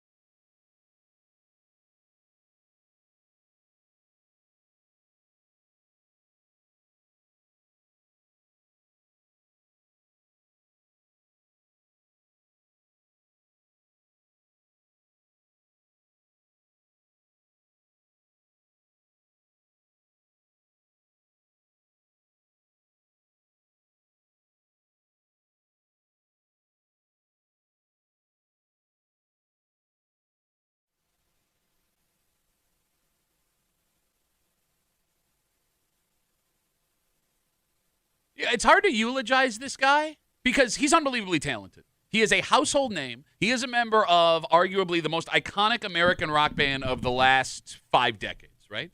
But at the same time, it seems like he never had peace because of all of the issues that happened with this group that made him unbelievably famous. You're hanging out in the break room, Rochester's Classic Rock, 96.5, WCMF. Terry Clifford, Rochester radio icon, spending time with us this morning. Great to see you. It's wonderful to be here. Thank you. You are selling it so hard, and we really Wonderful to be here. If she keeps saying it, Kimmy, Yeah. she will eventually convince herself. Tommy on vacation, visited family with his wife. The big story, rock and roll-wise, last night, Ace Frehley of Kiss, 74 years old, passes away. And I say of Kiss, original guitarist from Kiss. Yeah. Which you have to say, because I don't know about you guys. I mean, look, this is your generation. Were you a big rock and roll person back in the day? Oh, yeah, big time. I did you meet Kiss? Have you ever met? I know Kiss had been here a couple of times. It was always before I got here. You got to meet Kiss? Yeah, I was working when they came into the state. I did overnights on MJQ. Okay. So the Yeah, that mic moves. the production people or the promotions people would bring bands back a lot. So yes, I did. I was in the same building. I can't say that I spent a lot of time with them. I was on the air, and they were in other rooms. Just lie next time. No one's going to know. Well, yeah, I was hanging out. I made out with Gene Simmons. Just say that. Like, make that a thing. What? God, no. I hear that women are into Absolutely. that kind of tongue. That's what I understand. That- Come on. That was the grossest thing from the get-go that I ever saw. Well, you're not into a man with a foot-long tongue that throws up blood while he's playing the bass? Oddly enough, no. That holds nothing for me. So, like, when I think of Kiss, I think of Ace as Kiss's guitarist. But he was always feuding with Gene Simmons and Paul Stanley as original bandmates. And for those who don't know, so he left the band in 82. He tried to do his own solo thing. He then came back to the band in the mid-90s for a reunion tour, but was not contractually a member of the band. Technically, he was paid on a per-show basis. Oh, really? So he was a hired gun, and that caused some friction. He then left the band again in 2002. When the band was inducted into the Rock and Roll Hall of Fame in 2014, he was supposed to play with them at the induction, but that got scrapped when Simmons and Stanley said he did not deserve to be inducted over then guitarist Tommy Thayer. That was a huge thing. At one point, Simmons told Rolling Stone that Ace, quote, no longer deserved to wear the paint. The last interaction he had with his former bandmates got really nasty. Kiss's, quote, final farewell show was at Madison Square Garden in 2023. Simmons said before the show that everyone that was alive would be on stage together for Kiss. Ace says he was never invited. Really? So he never made it to the show. So then after that, Kiss decided to do another gig as part of a Kiss cruise on land in Las Vegas. Who knows? Okay. He was asked by Simmons to appear at that. He declined, and then that was it. He passed away yesterday. And Gene's that's kind of sad. Right. Yeah. So, like, I don't know. Like, he's obviously a great musician, and he is, a hero in the minds of millions of the Kiss Army. But, like, I look at him as kind of a sympathetic figure. Yeah. Right? Yeah, absolutely. I'm pretty sure Gene Simmons is not feeling great today. Do you think that he has a conscience like that? Because he put out this Yeah. statement, like, over my brother, and I love him, and da-da-da, this, that, the other thing. But, okay, you're making a face. Yeah. I don't know if I buy it. Okay. He should be feeling bad, but I don't know if I buy it. He's just doing what he has to do. Yeah, because if he put out a statement saying, well, that guy was the biggest jerk I've ever worked with, he never deserved to wear the paint. That's a quote. What's going to happen to Gene Simmons today? You think Gene Simmons cares about that, though? Because he said way worse stuff in the past about other people. Yeah, well, that's why I wonder, because I feel like people who are fans of Kiss are like big fans of Kiss. You know what I mean? Like they have the T-shirts, the gear, all that stuff. Like, who do they sympathize? Like Who is the band who to is them? the band to line up. them? Oh, Right, yeah, right. Like I yeah. wonder, like throughout this whole thing, like the feud, whose side they're on. That's a great question, because if you want to talk musically, and I know I'm going to piss some people off, you can argue that Vinnie Vincent was a better guitar player who showed up right after Ace left, right? But he was only in the band for a short period of Yeah, time. He was sure. like a teenager when he joined with a bunch of grown men. I don't know. And it's funny because, like, to your point, all the classic rock stuff you had back in the day, we were just talking about you were going to see Steve Miller this summer, and you got God. Oh, no, it's going to snow. I got to stay in my house. Get off my lawn. He killed me. God, he is a joker, for God's sakes. I can't. Oh, God. And I loved that man. I loved that band. So did it ruin it for you to the point where you wouldn't go see him? Let's say he tours next summer. Yeah. No. Oh, God. That was it for you. I had already bought the tickets. Yeah. And you had to buy the tickets. Now I'm still waiting for my refund. Oh, by no the way. kidding. Okay, this is the most old lady rant I've ever heard in my life. Well, it's true. And then you got to pay $600 a night. Well, see, I was going to see him at Seneca Allegheny Casino. Ah, gotcha. So, because I didn't want to deal with the state fair. So, anytime they have a major act there, those rooms are going to cost 3 times what. Well, that's all right. I was going anyway. $600 for the room. Yeah, right. Right. Piss me off. 252 WCMF. Ace Frehley at Kiss passes away, 74 yesterday. Yeah, like I'm trying to think of my favorite bands, and like you're right. Like in my head, it's always the original lineup that is the band. Absolutely. But when the original lineup split up, that's when it gets confusing, right? Because it's like, who is the band to you? Who represents the band more than the other? Well, you're right. There are a couple of classic rock bands that are touring separately as the original band. Kimmy, can you Google this? Because we've had this discussion before. Like bands that split and they're both trying to use the band's name with different members of the band performing. Like, for example, we talked yesterday about Lou Gramm. He made an announcement this week that he is retiring next year, which I don't believe. He says this. He said this multiple times. Yeah. I don't believe him. Okay. But when Lou Gramm hangs it up and no longer performs with Foreigner, there will not be an original member of Foreigner left in the band. Mick Jones, he's got Parkinson's. He can't perform on stage anymore. Lou says he's going to hang it up. But some of these guys that are in Foreigner now were in Foreigner longer than Lou Gramm was, other members. So are they Foreigner anymore or are they not Foreigner? What are they? Good question. Right? It's like that, like those old wooden ships that they keep like putting together. When does it not become the original ship anymore? Because there are still going to be people that pay to go see this new version of Foreigner, and you can make an argument maybe that the guy that will be doing vocals sounds better than Lou because he's younger and he's still. Well, like my original favorite band, Skynyrd. Like I never got to see Skynyrd with Ronnie Van Zant, but I saw him with Donnie Van Zant, and then I saw them with Johnny Van Zant. Mm-hmm. So, I mean, I feel What like about, did you see him with Katani Van Zant? No, I did not see. No. Okay. Absolutely. But I went to see Russington Collins Band. That's the band that came back after the plane crash. Mm-hmm. So, I mean, I felt like I saw him, and now when Skynyrd, I think they still tour. I'm like, oh, please. That has nothing to do with Skynyrd. But that's another example of that's a band that has none of the original members. Exactly. But there are guys that have played in that band twice the amount of time as some of the original members. Yes. So you don't see that as Skynyrd. No, I don't. Okay. I don't. Look at you, purist. They're just trying to make a living, Terry. They got houses to pay for. Kimmy, what do we got for bands that are touring separately as the same band? I am trying to find, because I know that there's one that we talked about that is not ringing a bell, but somebody did tweet at us that, did Guns N' Roses try to do that? Oh, good question. Well, I mean, I don't know if they didn't tour as both Guns N' Roses, but you had Guns N' Roses that was led by Axl, and then you had Slash and the rest of Guns N' Roses start a different band, and they were touring. So I guess maybe that's kind of the same. Yeah, I don't know if they were playing Guns N' Roses tunes, though. All right, well, there's no shot at an original Kiss performance anymore. It's all gone. It's gone. Yeah, it is. All right, let's take a break. Unless that is you believe in ghosts, in which Ghost Ace Frehley can show up and start playing the guitar. And if you do believe in ghosts, there is an interesting opportunity for you on the East Side this weekend. Are you a ghost person? I love ghosts. Absolutely. She loves Halloween. It I makes love sense. Halloween. Yeah. Well, no, there's a difference between loving Halloween. Yeah, So but you believe in all the spooky stuff. So you believe in ghosts? Yes, here, the Catholic. If your priest hears this, well, that's my brother. It's okay. All right. And I argue with all of them too. My brother thinks I'll go to psychics. I go to mediums. So yeah, I'm going to hell. Have fun. I got a lot of company. I don't care.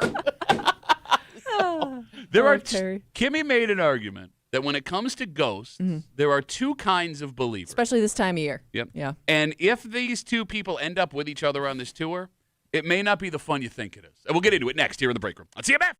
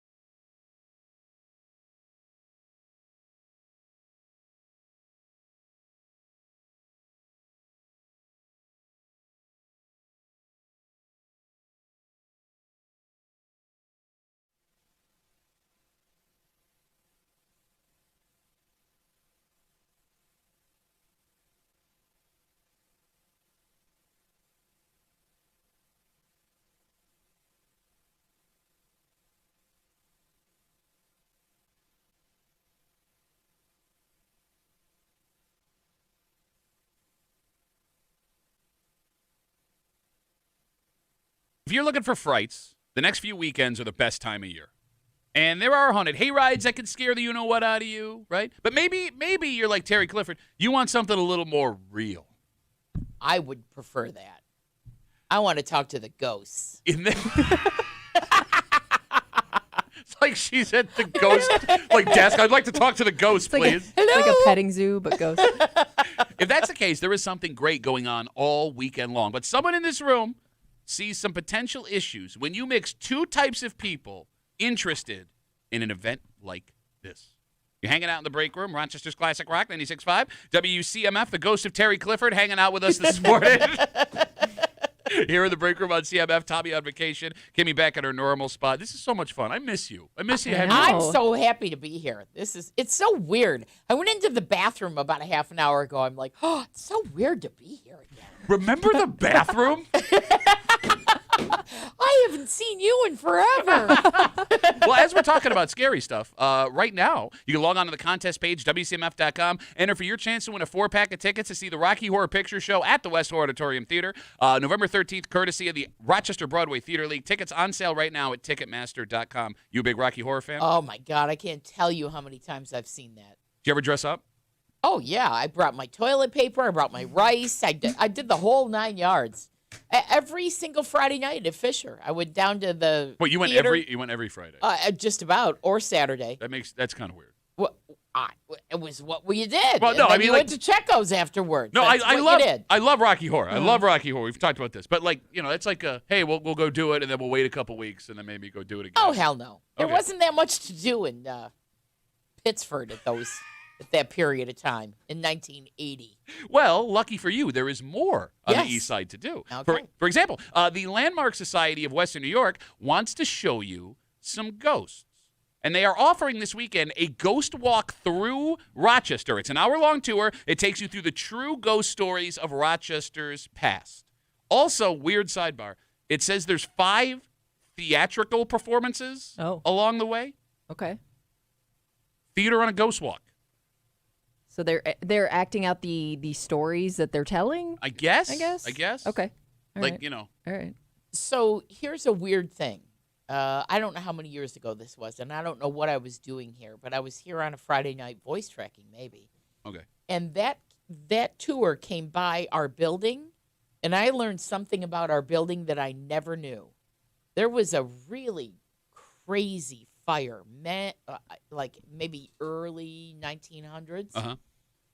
I thought you were talking about when Weeze left.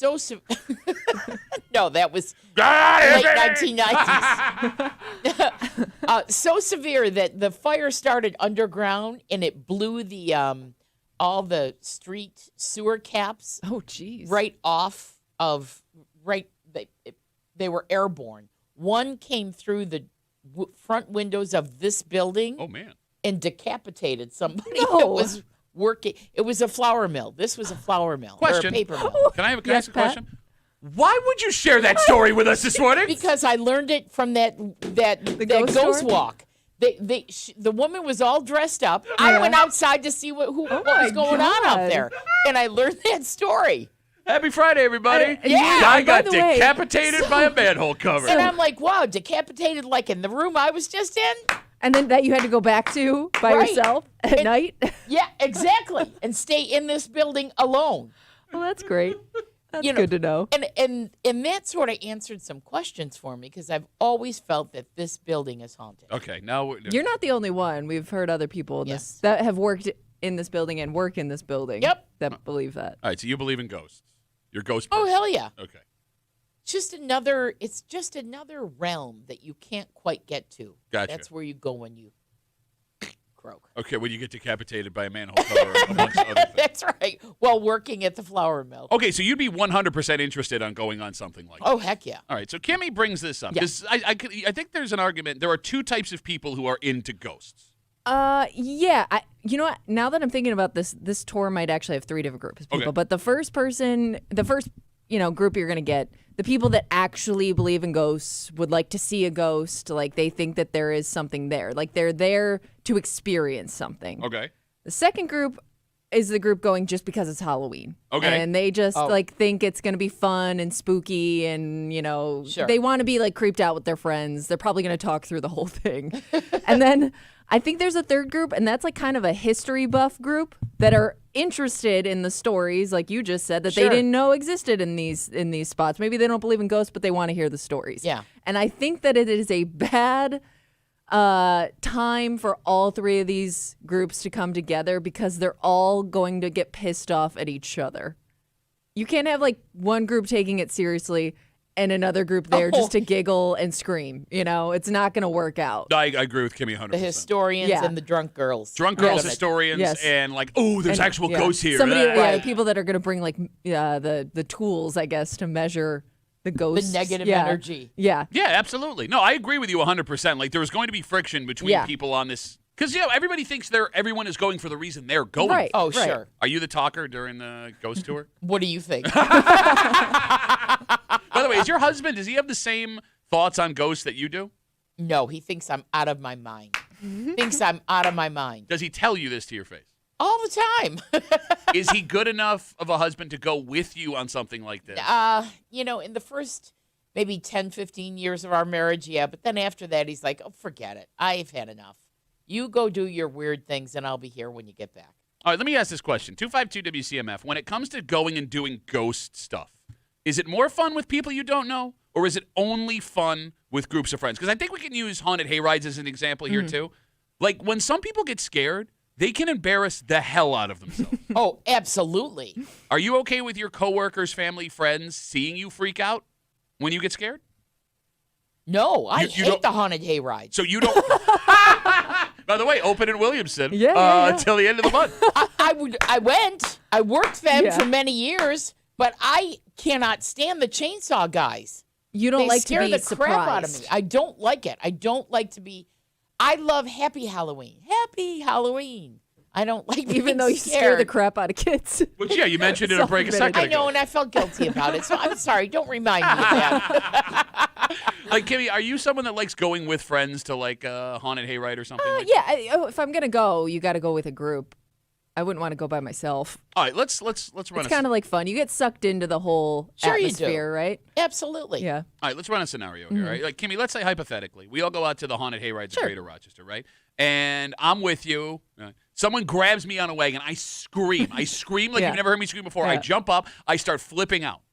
Do you feel different about me as a person in A that little moment? bit. Okay. Yeah. Because have you ever been around somebody who is like just deathly afraid of clowns? Oh, yes. And it that whenever I see somebody who I did not expect to have those reactions freak out when there's a clown in the room, I'm always like, what's wrong with you? Like, are you okay? Like what happened to you in childhood where you're this scared of this person in makeup? You know? They were punched by a clown, It's just which came on after Touched by an it Angel. is whenever I see somebody have those types of reactions, I do kind of like look at them sideways a little bit. Okay, like, so to that point, then, why would I want to go with my friends on a haunted hayride or through a haunted house or on a ghost walk like this, where if I do get scared and react that way, I'm only going to be perceived more negative? You never walk away from a haunted house with friends and be like, wow, that's a brave guy right there. Yeah, well, no. And the whole point is to be scared. Mm-hmm. So I think you wouldn't probably stand out because everyone is, if you're getting into it, would be enjoying that in that way. 252 WCMF. It's okay. It's been a while. You know, you're getting your reps back in. Okay, you know what? The voice you're hearing. Put your hand on that dump button over there. It's right. I'm ready. I'm ready. The voice you're hearing. Rochester radio icon Terry Clifford checking off a bucket list moment and regretting it ever since she walked in this room. Sitting in for Tommy this morning. We're talking about the Landmark Society of Western New York. This weekend, they have ghost walk tours through Rochester, True Ghost Stories of Rochester Past. I would not have had you as a ghost person. I feel like I can see ghost people coming a mile away, and I didn't have you as one. I just went to a psychic, or a medium, rather, about 2 months ago. Question. What's the difference between a psychic and There's a A medium? Big psychic difference. tells the future or thinks they can. Okay. A medium is able to communicate with those that have already passed. So who'd you talk to? On your behalf. Who'd you talk to? Well, you don't get the choice. It's who shows up for you. So my mother-in-law was there, my mother, my father, and my dog, my former dog. Have So- you been I multiple have another, times, I'm sorry. or is this your I have, first time? I have another question Go while ahead, we're on go the thing. ahead, All right. Did the dog talk to you while it was alive? You know what? Here's the thing. I wanted that dog. That dog was my present for my 30th wedding anniversary. And that's awesome. And I loved her to death. She loved my husband like nobody's ever loved him before, myself included. That freaking dog tells the psychic in her own weird dog way that I was the last face that she recognized as she was passing, which made me feel good. Yeah. But that it's important to note that I'm not the one she loved the most. Okay. There was someone else. And I'm like, even now, you've been dead for 2 years. You got to put that in my face. I got to pay $180 to hear that I was not the one you loved. You paid $180 for this? Well, I wanted a full hour, and I wanted my daughter with me. So it's a little bit, you know, when you have more than one person, then more spirits are going to show up. If you can go for 15 minutes, a half an hour, 45, or an hour. I wanted the full hour. I wanted the full experience. And is this the first time you've gone, It's or the you've gone third in the time. past? Okay. Third time. It's the third time. Same person you see? Nope. Different people. Okay. No, and I've never had one that was as accurate as this one was. She was spot on. Dogs don't talk, though. No, she didn't talk. Well, I don't know how they communicate. I have no idea how she communicated with the dog. No, it's fine. It's fine. But the funny thing was, the minute she started, she went, there's long nails on the floor. Boom. She just, she entered the room at a fast pace and hit the wall, which is something Harper used to do all the time. Okay. Anyway, but when she went beyond that, when she described the scene where Harper died, how the hell would she have known that? We hired a vet to be at our house so we could all be there. Okay. How would she have known that? She described it. Do you have a credit card your husband doesn't know about that you pay for these experiences with? No, because I'll be no. honest. Because I'm No. kind of with your husband on this. No. If I found out my wife dropped $180 to talk to our dead dog, I'd be a little bit upset. Here's the thing. Go ahead. If I knew how much it cost, I looked at him and I go, but Marley really wants to go. That's it. I win. Marley wants to go. I win. It is interesting to me, though, that you've gone 3 times, only because it sounds like the first time or second time, like you weren't really getting too accurate of a reading. No. So I feel like I would give up after that. I'd be like, well, it's not real. Not for me. No, I don't give up on anything, Kimmy. I stayed here for 42 years. I don't give up on anything. That's true. That is very true. Yeah, there you go. All right. I was determined to find Yeah, someone. I feel like if I had like one bad experience, it would cause me to like not believe in it at all, and I'd be done. It's kind of what my husband said to me. That's a great call. And here's the other thing. Let's say for whatever reason it is real, right? Like you only need to pay for one, because Well, no, I mean, maybe the first person wasn't good at reading the signs. First person made no sense. But all right. Let me put it this way: you never have to go again after your pleasant experience, because, and I'll use today as an example, right? With Terry hanging out with Tommy, I haven't seen you in about a year, right? So we've had a whole 12 months away from each other, and we caught up with ourselves in about 20 minutes. Yeah. And you live a life. Like, you're going to the Y, you're doing volunteer work, you're doing your podcast, the Studio Diaries, which you can download anywhere you get your iWatches. Okay. iWatch, Odyssey, iHeart, I don't know. Spotify. The point I'm getting at is, we haven't seen each other in a year, and I caught up everything with you in 20 minutes. If there's a heaven that exists, how much could be going on up there where I need to hear more stuff? Oh, no, it's all the past that because you go there because you miss the people so much, and you want to make sure that they remember and that they're all right, and that so you're not looking for new experiences. No, I have another question. I'm sorry. I'm just trying to get to the point. Let's say things aren't all right with them. What can you do? Oh God, that'd be horrible. That's what I'm saying. Like, hey, I got a really bad stomachache. I could use some Pepto-Bismol. You can't take it. There's no Walgreens in heaven. Or you can't get them nobody there. gets a stomachache in heaven, Duffy. How do you know? Well, because I believe that. I believe that. No, but let's say, you talk to your mother-in-law. Let's say things didn't end well with that person coming through, and they're still mad at you. Oh, great point. I've been hoping for stuff like that. Really? You I want have. the you want the bad news? She wants to fight even in the afterlife. What I tell you guys? Absolutely. What I tell you guys? Put them up, You baby. tell that bitch. No, but like. And another thing. All right, but you went to a psychic too. What did you find out about your future? No, I'm sorry. I misspoke. I Okay. did not go to the psychic. Gotcha. Because I don't want to go to psychics. That scares me. Well, didn't we used to have a psychic here We for like did. our Christmas party? Yes, we Yeah. did. Yeah, and he said there was lots of success ahead. So, Really? no, of course not. He's a One of psychic. them we had told a coworker that your marriage is going to end in a no. very short period of time, and sure enough, it did. By the way, No. that's not a hard prediction in radio. Okay. You work in radio? Yeah, Point marriage is taken. like.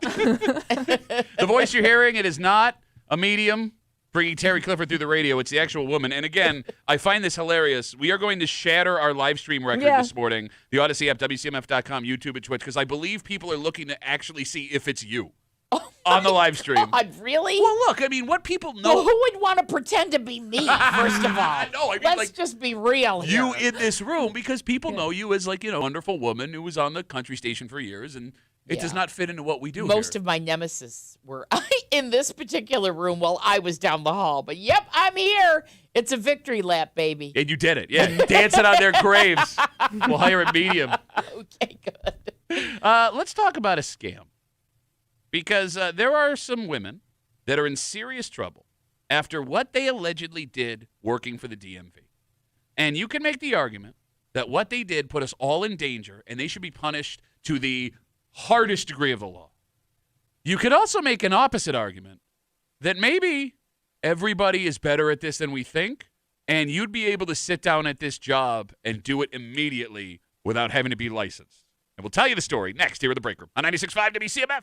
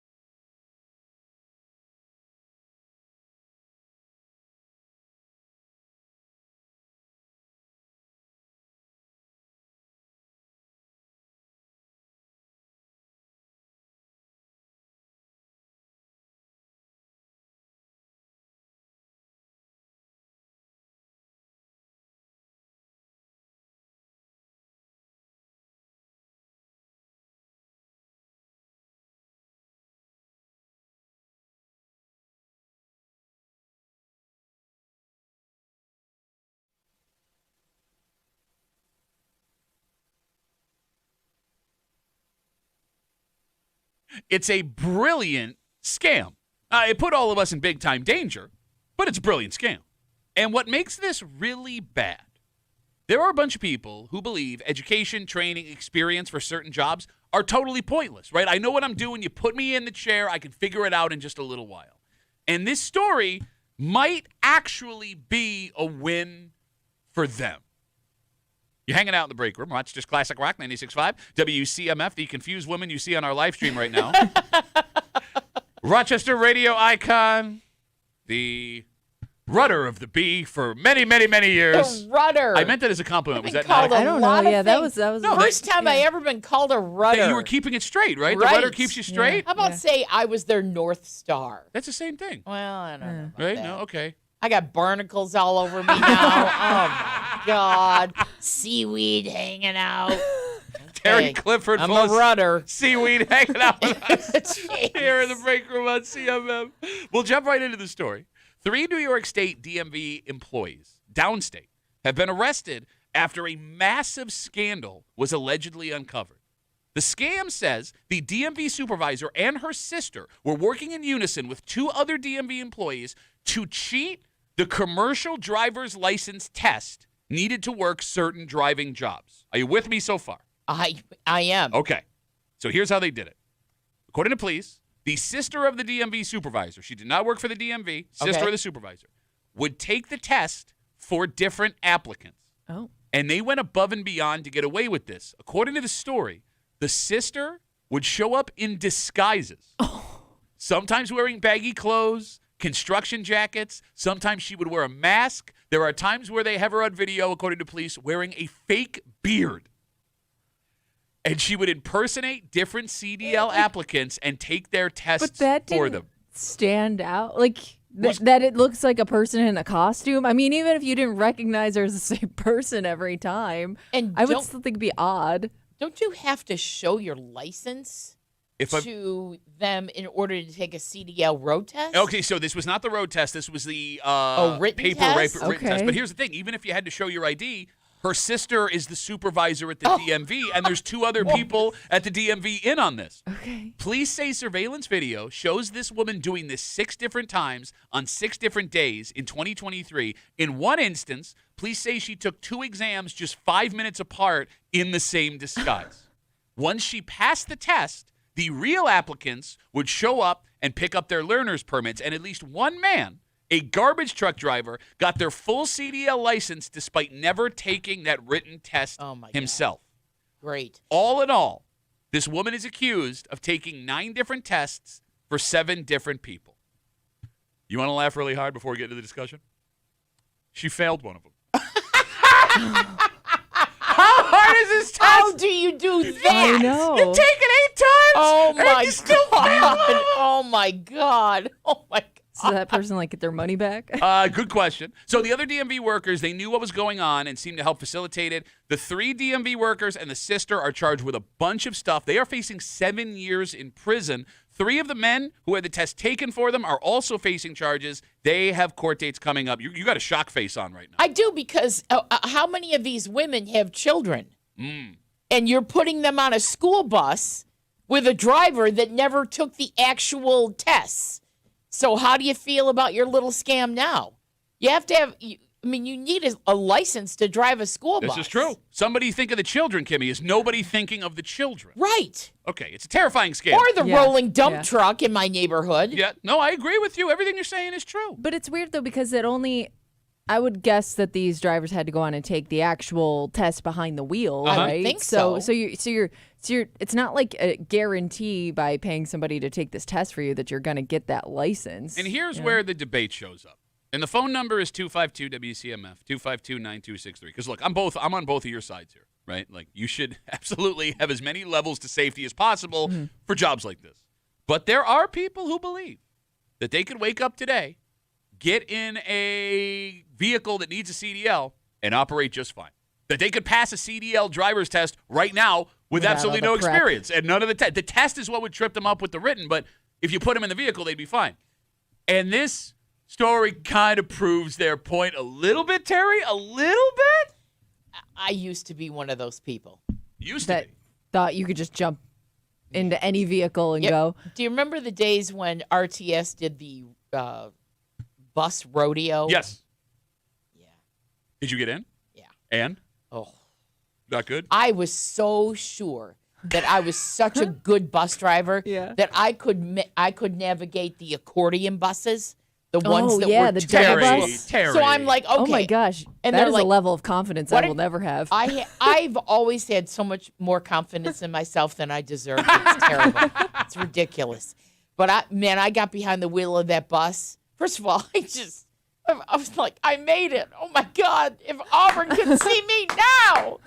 Freaking Jackie Gleason driving a bus, for God's sakes, with a big wheel. It was so fun. It was horrible. Yeah. It was horrible. So you were humbled. Oh my God, I was humbled. And they about dragged me out of the driver's seat. Yeah, I was very humbled. I can't believe they let you in the driver's know. seat in the I first know. place. Well, it started out being, what could happen? What harm could be done? A lot. We're in an empty parking lot with just a bunch of cones to begin with. But you can But there are other flip it buses over. there. Yeah, I know. So, yeah, it didn't. And they were very kind about it. And I didn't do any physical damage to anyone or anything. That's how you know what well. All right, I so didn't do any physical let's damage just- to anyone. yeah, so- okay, guys? No one had to go to the hospital. All right, settle down. All right, It's so okay. so with this scam that happened downstate again, 3 DMV employees and the sister of the DMV supervisor have been arrested after police say there was a scam being run where the sister of the supervisor was dressing up in disguises and taking the written CDL exam for people. At least one of the men who had the exam taken for them got a job as a garbage truck driver. These women are all now facing 7 years in prison. Kimmy, do you see this as a big deal? Yeah, it's a big deal. However, I do wonder, I'm just thinking with basic driving tests, right? Because you got to go in, you got to do the written exam, and then you take your actual test. I wonder how many people, because I've been on the road for decades, you guys have been on the road for decades. Do you think you could go in right now and pass the written driving test exam? Yes. Can you? You're Well, so I'm not sure. the only one with all the bravado. I know. I I want don't to know. say absolutely, but no. You don't think you could? I don't know. I think I could, I- but I'm not positive. I think there may be some things that you probably forgot. Stuff that you studied for that you never probably came across while driving, but you had to know for that test that you just crammed in your brain for, 10 minutes, the 10 minutes that it took you to take it, and then it all went out of your brain. Like, I guess I wonder when it comes to this driving test, like, how important is the written part of it? Wait, you don't think the written part for a regular driver's license is important? 'Cause that's kind of the vibe I'm getting here. I'm just saying, To get like, your permit. I it was one of those things that I just studied to pass a test, and I don't know how much information I actually applied to the road. Yeah. To this day, I remember that the little orange triangle means slow-moving vehicle on the back of a car because I knew that was going to trip me up when I got to the written exam. I'm All telling right, you, all right. I don't know if studied my remember half ass of off. that. Okay, that's one I Yeah. would have gotten wrong. You failed. Yeah. There you go. Yeah. I always connect it with Amish people. Yeah, Like, 'cause it's got- that's an Amish sign. Yeah, yes. That's what I. They got to put it on their pants. Horse and buggy ahead. Well, That's that's an what I'm saying.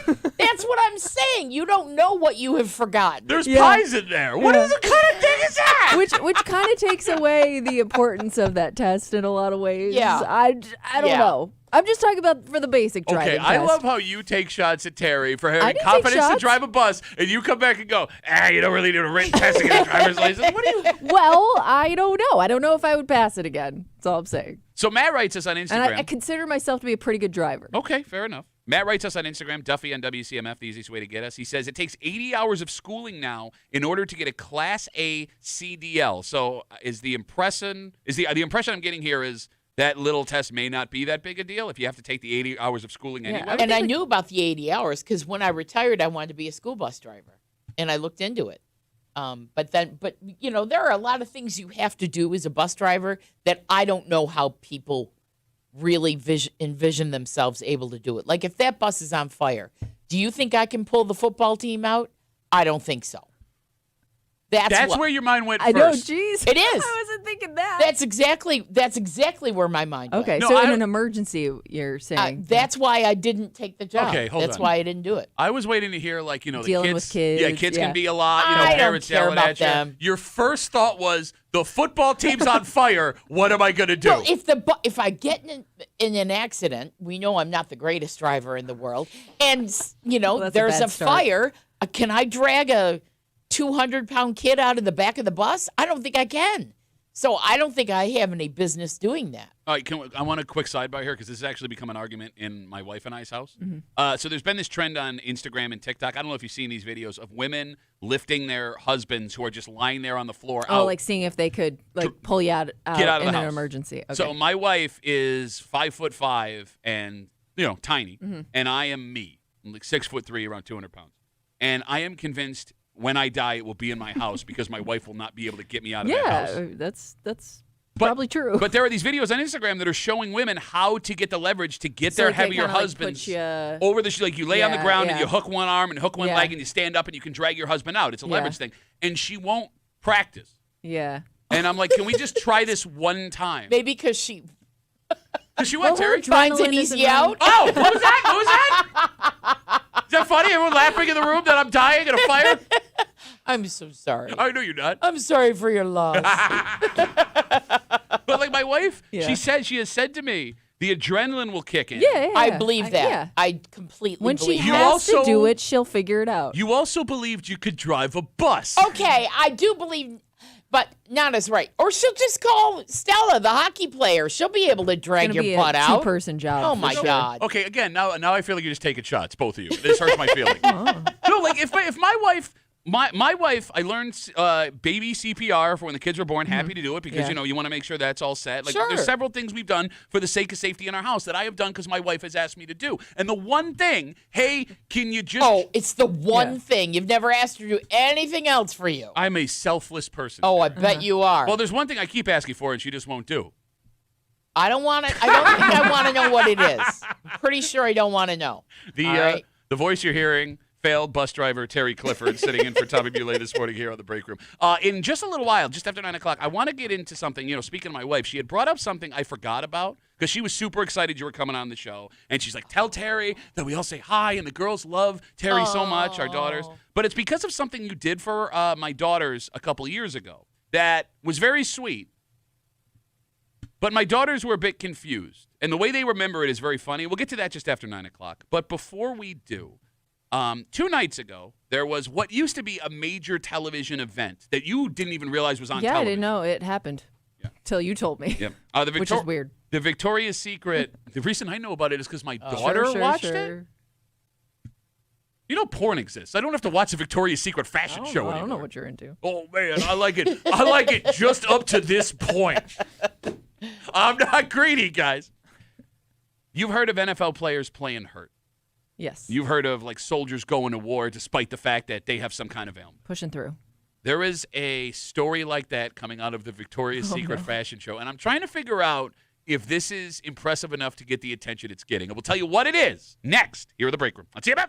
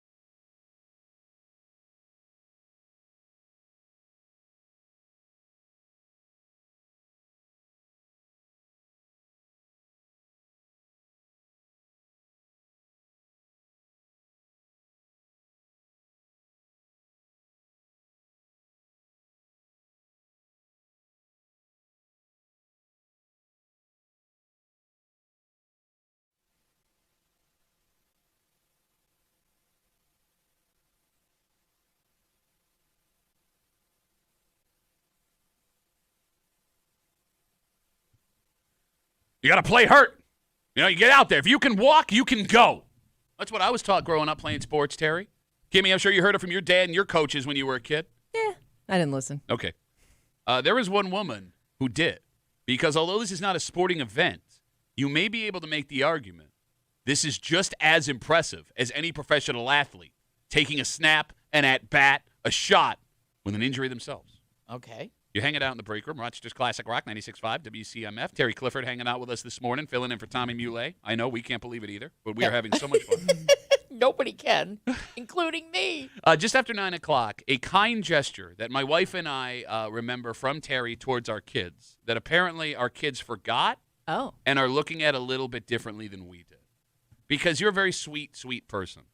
But sometimes sweet can be misconstrued as something else these days. Oh, no. Do they think I'm a creep? They might think you're a creep. They might think you're a creep. And we'll Not get in. again. We'll get into creepy Terry. Oh, God.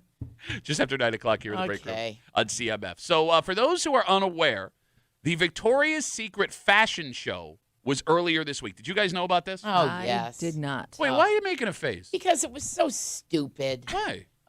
First of all, it's not really a fashion show because they're hardly clothed. Oh my God. There was always wings on the back of them or big crap coming out of their head. That's not a fashion show. Big crap coming out of their head, ladies and gentlemen. Feathers, Terry kind of Clifford. a showgirl kind of thing.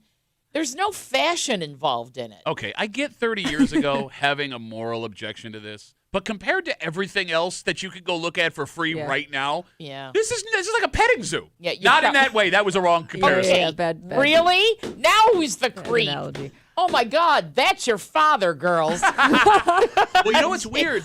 I had brought this up to Yeah. Kimmy yesterday morning. Yeah. The only reason I know it exists is because my daughter had Yeah, a 'cause friend over to watch it. I didn't think it was as big of a deal as it used to be. Like I thought, we kind of moved on from it a little bit, like with the way the world changed. Absolutely. But I am surprised that your daughters would be interested in it. I didn't think it had that same hang time with your daughter's generation than it did with, let's say, mine. I thought it kind of died with millennials. Just a surprise. But there's a reason we're bringing this up, not because we're being creepy with Terry. There is a Victoria's Secret angel, as they call them, named Barbara Palvin. Are you familiar with her, Kimmy? Nope. Weird name for a young woman. Yeah. When's the last time you met a Barbara? Not a lot of young Barbaras. It's been a very long time. Well, I mean, I know you probably know a lot of Barbaras, but Kimmy and I... My sister-in-law. Was she at the Victoria's Secret fashion? No, absolutely not. Barbara Palvin walked in the Victoria's Secret show on a broken foot. Ooh. Did she have a boot? No, she did not. So she went full high heel. In heel with a broken foot. So they did make a couple of adjustments for her. The wings that they wear are apparently normally 40 pounds. Her wings this year weighed just 1 pound to help her with her balance, which, sidebar, pretty cruel if you can make a 1 pound pair of wings to make the rest of them. And you choose to make them 40 pounds. There you go. Yeah. But this woman walked in 5 different outfits on a broken foot. Kimmy? I'm impressed. You're impressed. If she was in like a pair of high heels with a broken foot and didn't turn an ankle or hurt herself even more, I'm impressed. That's not easy. Terry, after crapping all over the Victoria's Secret fashion show, are you impressed? Oh, I would have to look at her and say, is this where you're going to plant your flag? When you're 85 years old, you're going to say, is that really, was it really important? Like, did you do permanent damage to that ankle? Will you now be able to tell the weather for the rest of your life based on what your ankle is doing? And was it worth it, ma'am? Barbara. That's what I would say. I mean, if this is what she does for a living, this is the peak of You only get to lingerie do modeling. it for like a year or two of your life before you're now considered old. So well, okay, then I'll give you the respect that's due. Okay, that's actually, where. Yeah, I feel like you're doing it begrudgingly. I feel like you don't want to give her the respect. I totally Terry. am.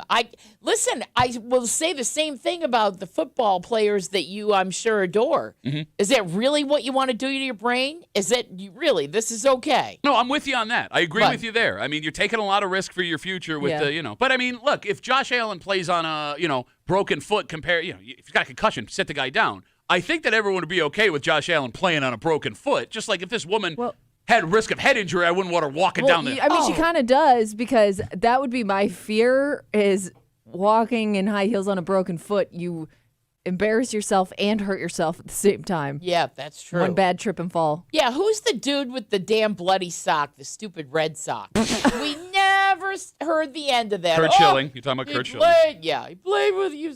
He was bleeding. It was terrible. It's in the Hall of Fame. Yeah, right. For those who can't tell, Terry Clifford, big Yankees fan. Yes, I am. Big Yankees fan. What happened, by the way? Oh, you know what? What do you suppose happened? Well, I was just asking a question. Because the Steinbrenners are such a collection of idiots. They have no idea that they should have gotten rid of Cashman and the rest of the crew ages ago, along with poor Aaron Boone, who I like, but I'd rather see him in the stands than in the dugout. Yeah. Listen, I'm the weirdest Yankee fan in the world. I cannot stand the Steinbrenners. I will never go to Yankee Stadium because it doesn't exist anymore. Oh, okay. But I still love the Yankees. You're like Yogi Berra, except towards the end. I kind of am. When you come to a fork in the road, take it. 252 WCMF. We're talking about a woman named Barbara Palvin. She is a Victoria's Secret angel. She walked in the Victoria's Secret fashion show on Wednesday with a broken foot. By the way, 32 years old. Oh, that's ancient for a That Victoria's is Secret old. model. Now Usually they're like, I might have some respect for her. Oh, look at this. That's old. I'm sorry. Ooh, I shouldn't have said that. Man, you're doing great today. See what happens That's when you're on terrible. CMF? All of a sudden, your brain stops working. Things start flying out of your mouth. Oh, I'm wonderful, and I'm Terry, and I say, look at this old-ass 32-year-old. Jerk. I mean, to her point, usually they start when they're like 18. Right. Yes. So that's a long career for a model. So who's Bella Hadid? That's Gigi Hadid's sister. Okay, maybe it's Gigi Hadid who was in the thing. I think they were both may have been in it. I Gigi don't know. Hadid. Okay, like here's how old I am. Yeah. Outside of Angel Reese, who plays in the WNBA, she walked in the Victoria's Secret fashion show. I know her from sports. I don't know the name. I don't know any of these other women. I'm going to start naming names. Why would you? Well, because though? like no, it used to be like I would recognize some names. Yeah. From being like supermodels. Okay. Right. Like, but I don't know who. Tell me if you know any of these people. Ashley Graham. Kimmy? No. Okay. Gigi Hadid, we just talked about. Stella Maxwell. Nope. Okay. Dutson Koros. Oh, she's been in one for a long time. Oh, I thought she played for the Nuggets. And Emily Redzikowski. Radikowski? Yeah. She's an actress. Okay. Emily Radikowski. Was it? I think she was in the Blurred Lines music video. That's kind of how she got That's famous. 10 years old. Oh, wow. Well, that's what I'm saying. She's been around a little while. Okay, so a lot of old women, according to Terry, walking in the Victoria's Secret fashion show. Maybe they should get walkers for next year. Careful of your ankles, ladies. No wonder they're breaking bones. Maybe it's an osteoporosis situation. It's turning into one very quickly. Oh, my God. All right, I mean, before Terry sat down in this room, she was a sweet, kind woman. She was. I ruined that. You know what's funny? So last night, my wife is super excited because, she finds out that Terry is coming in to do the show. And everybody who meets Terry loves Terry because if Terry is known for one thing, it is going above and beyond to make everybody feel special. And my wife recalls this one moment involving our daughters and Terry that she will never, ever, ever, ever, ever forget because it was one of the nicest things ever. Oh. Yeah, it was. And my daughters are actually, they're now old enough, they were too young to remember it. So we had to recall what you did for them. And my wife and I are like, oh, remember this and da-da-da-da-da. The reaction that we got from our daughters was not what I expected. Because you reminded them? They didn't remember, and they Okay. look at it differently Oh. than my wife and I look at it. And, look, I got some bad news. You might be a creep. Oh, my God. No, I mean, Don't like, it's tell me that. No, but it just depends on Oh, where it's. Stella and Claire. Oh. They've actually requested you stay 500 feet away from the And we'll get into the story with Terry Clifford next to the break room on CMF.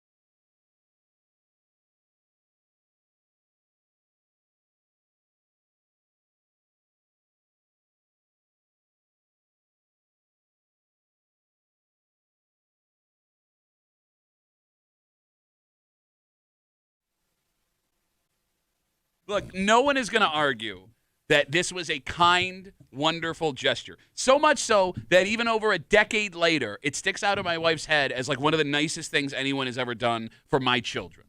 Unfortunately, when my children heard it back, I don't know if they agree. What did I do? I think what if could I it's have what done I'm to thinking scare of. Stella and Claire. All right. I Look. loved when they came in the studio. I loved when your sister brought them in here. And it was such a sweet thing that you did. But like, this isn't just for you, although you should listen.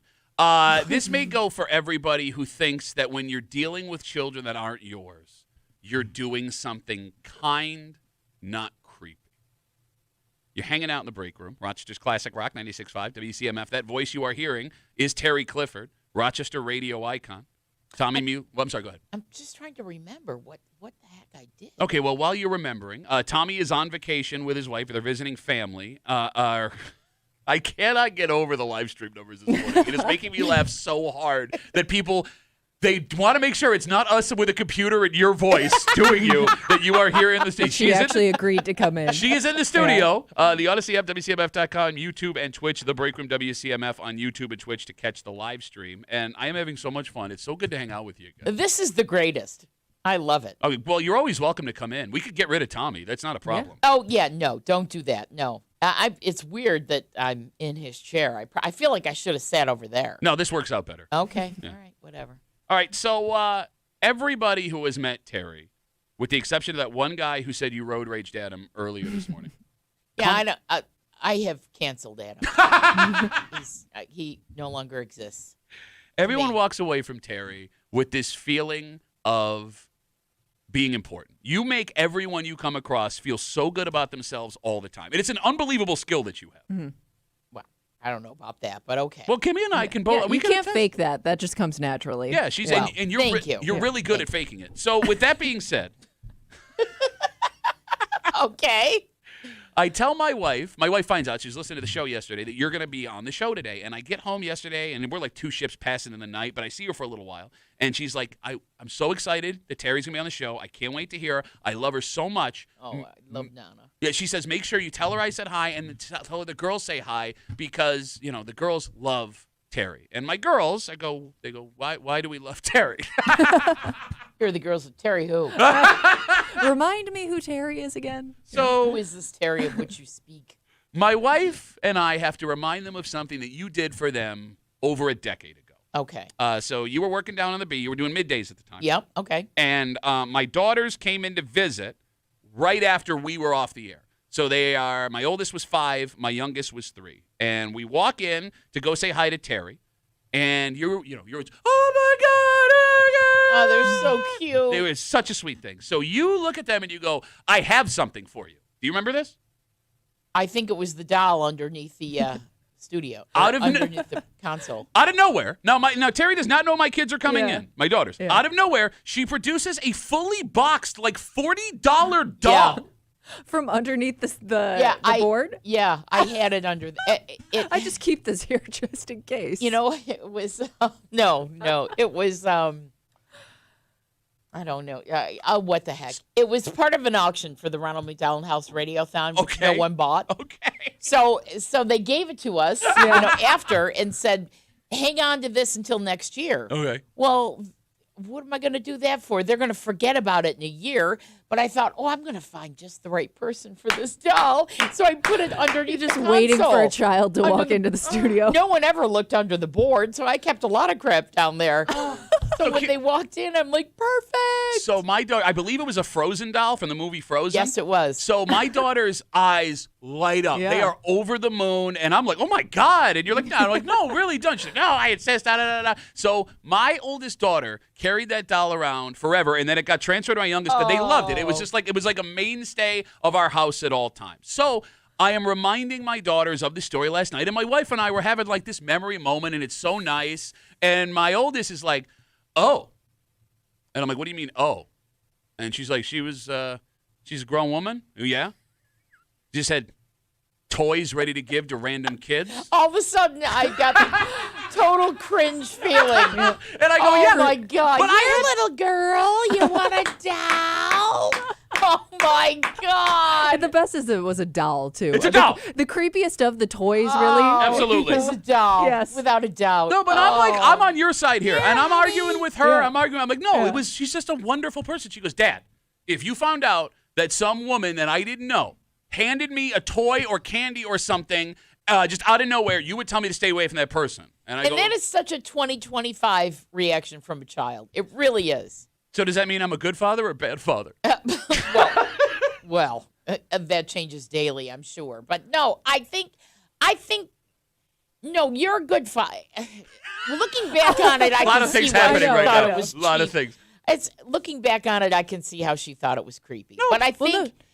But I think that's a 2025 reaction. Yeah, I was gonna say she didn't think it was creepy at the time. No, she was Yeah. over the moon, both of them. But they were so Right. young. They were 5 and 3. But They when you didn't say it remember out loud, it feels a Totally. little Come different. here, little girl. I've got a doll for you. Oh my God, get me out of here. All right, so let's break this down. And the phone number is 252-WCMF, 252-9263. Because I'm still on your side here, Terry. I love little kids. I live for, okay, again, now I'm saying Again, that. it's just weird when you say it out loud sometimes. We get what you're saying. No, but I have nieces and nephews that are under the age of 5. Yes. And my favorite, it's spending time with them is my favorite thing to do. And like my daughter plays hockey and like her teammates have little siblings that are under the age of 5. And I love seeing them and like running around and having fun with them. But I do notice every once in a while, like parents that'll like side-eye me if they don't know me when I have an interaction with their kid. That's so interesting. Have you not noticed this from other people? No, my kids will notice it about me and bring my attention to it, and I never notice it. Like saying you're being like Like, too Mom, friendly. Mom, dial it down. Dial it down. You're scaring them. And I'm like, no, that can't be.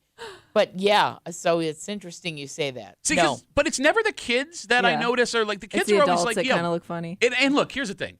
For a 6'3", I was gonna 39-year-old say you're bearded kind of in a man. weird age range because people may assume you don't have kids. Like looking at you, do you look like a dad? What does that mean? If they don't know you're a What is- dad, wait, no, wait. Why do I not look like a dad? I could not look more like a You dad. look like an overgrown teenager now. You always do. I wouldn't. If I saw you out by yourself, I wouldn't assume you had kids. I don't know why. Very I few think people with kids have enough money to outfit themselves the way this guy walks This is, around. what are you talking about? Outfit myself. You always have the latest, greatest sneakers that God only knows how much they cost. Okay, I'm pretty cool. You're And right about that. is that not a new Toronto Blue Jays hat? I've had this on? Blue Jays hat for like 3 years, and I got it at Marshall's, so joke's on you. Oh, It's a Marshall's Blue Jays hat. so sorry. Joke's on you. It was Oh, like $7. God. So, Wow. No, Okay. I'm surprised that my daughter felt that way about you, only because I understand a guy looking that creepy.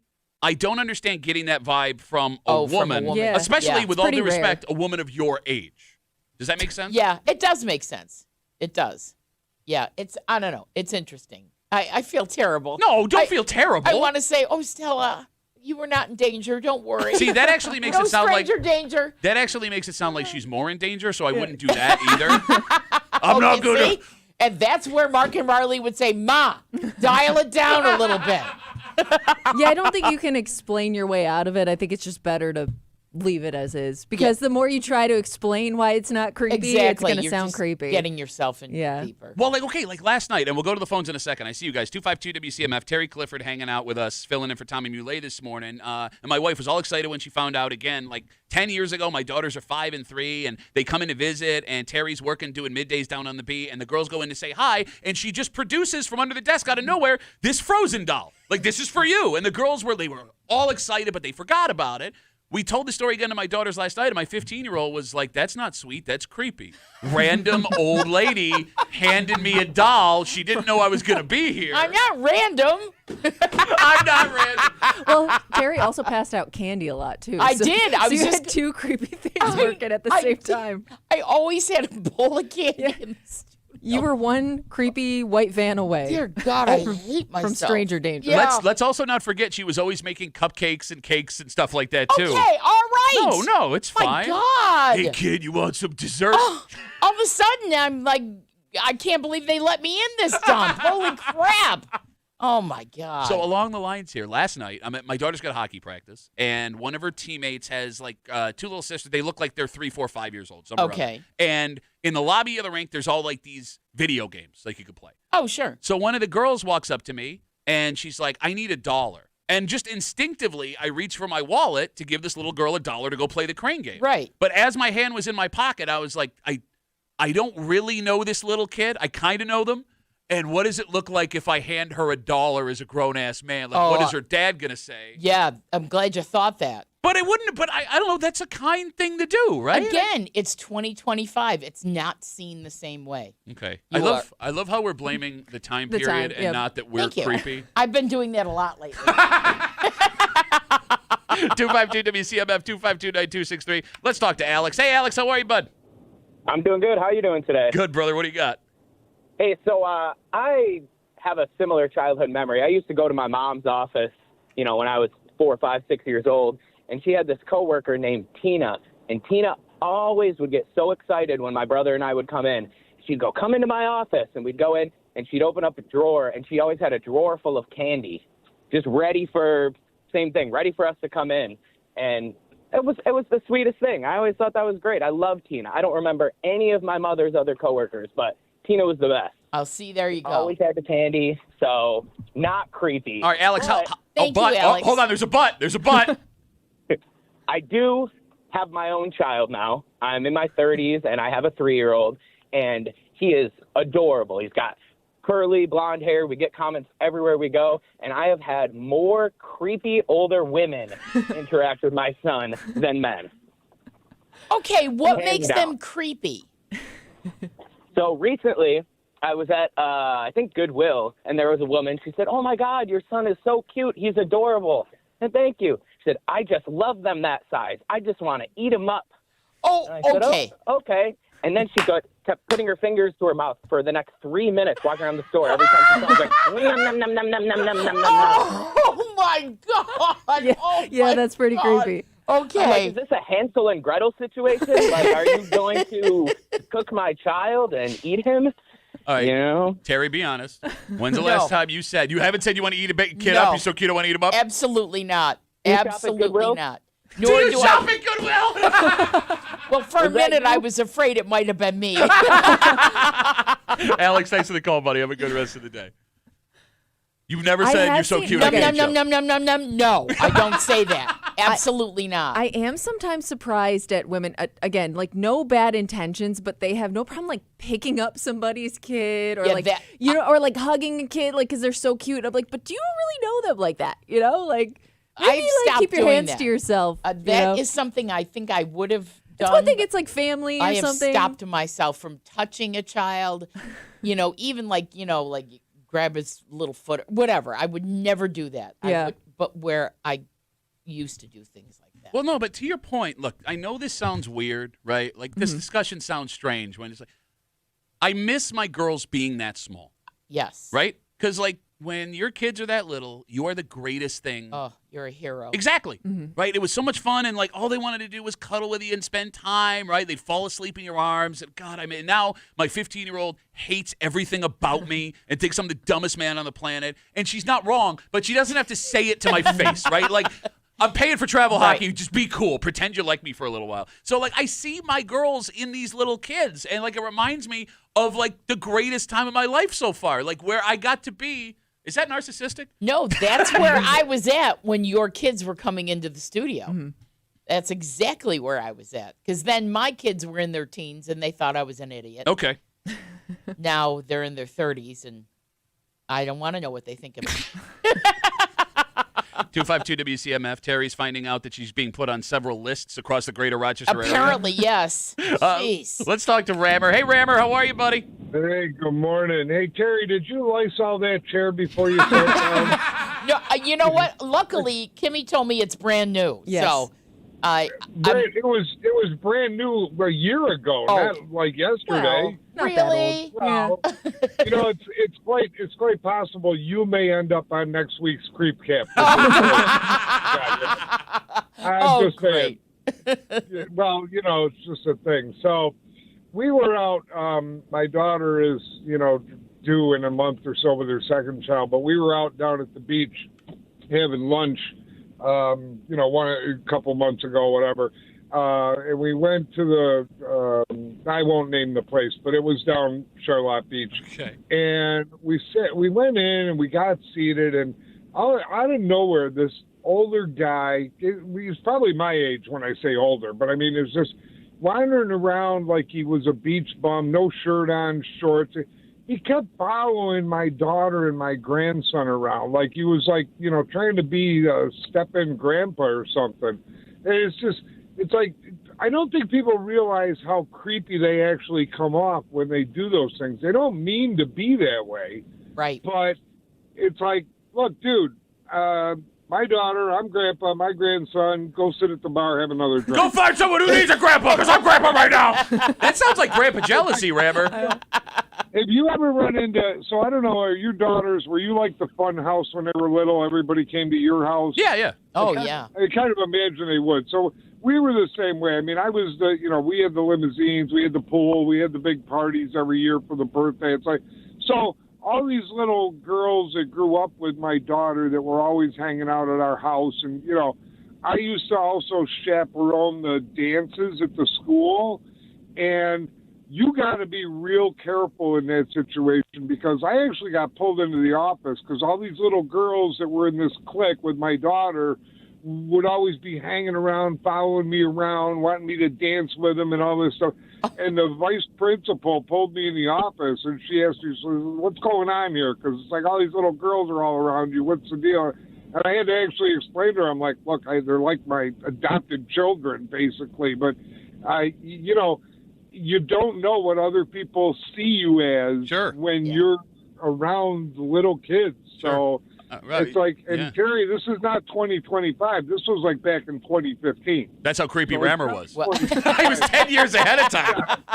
Rammer, I got to let you go, buddy. Thanks for the call. Nope, there's no follow-up on that one. Should have ended with creepy grandpa at the beach. Yeah. That's where that should have ended. Well, look, I mean, to his point, I am aware of it now with my daughters. Because, again, my daughter's 15, right? So she has teenage friends. So 2 weeks ago, I take her and one of her friends to the homecoming for the football game they want to go to, right? So I'm standing there by myself, and her friend hadn't eaten dinner yet, cash only, at the concession stand. Sure, okay. So Stella and her friend come up, and she hasn't eaten yet. Do you have any money? I'm like, yeah, no problem. So I gave her like $5 to go get a hot dog or something. And she's like, oh, thank you. And she like dives at me and hugs me. Oh. No, Terry. No. My hands immediately in the air. And I'm like, yep.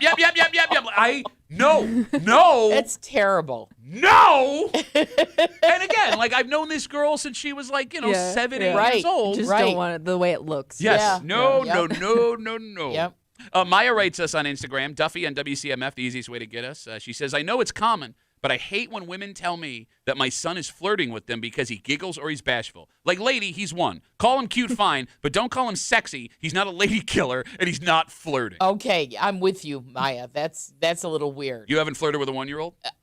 No, to think a 1-year-old is flirting with you, that's kind of weird. Well, what if he is? Okay, giving you the he's eyes? Not. I mean, just say it. My God. All right. I mean, look, I feel bad telling this story because I don't want you to change who you are, Terry, because you're a wonderful person. And it stood out so much that my wife, even 10 years, that's like the thing that stands out in her head about you. Well, I'm going to go home and throw away the rest of my Frozen dolls. Because clearly my kindness has been misunderstood. By the way, Frozen dolls makes it seem like you keep them in the freezer. Also a very creepy look. Well, maybe I do. Hey, kid, why don't you get in the freezer with the dolls? The soon-to-be wanted woman you're hearing, Terry Clifford, hanging out with us here at the Break on CMF. We got a Creep Cap coming at you here in just a second. And I love, this is the most Kimmy take of all time. What? Well, there is a business locally, Terry, a wedding venue that has been revealed, according to police, as having scammed people, Kimmy, for like the last... Since the start of COVID, it sounds like. And for like a lot of money. Yeah. And you have a question, like, how long? There is no how long with this but I amount don't know. Like, at what point do you give up? How do you give up on this amount of money? You do this forever? Wow. We'll tell you all the whole story. We'll do it next here in the break room on CMF.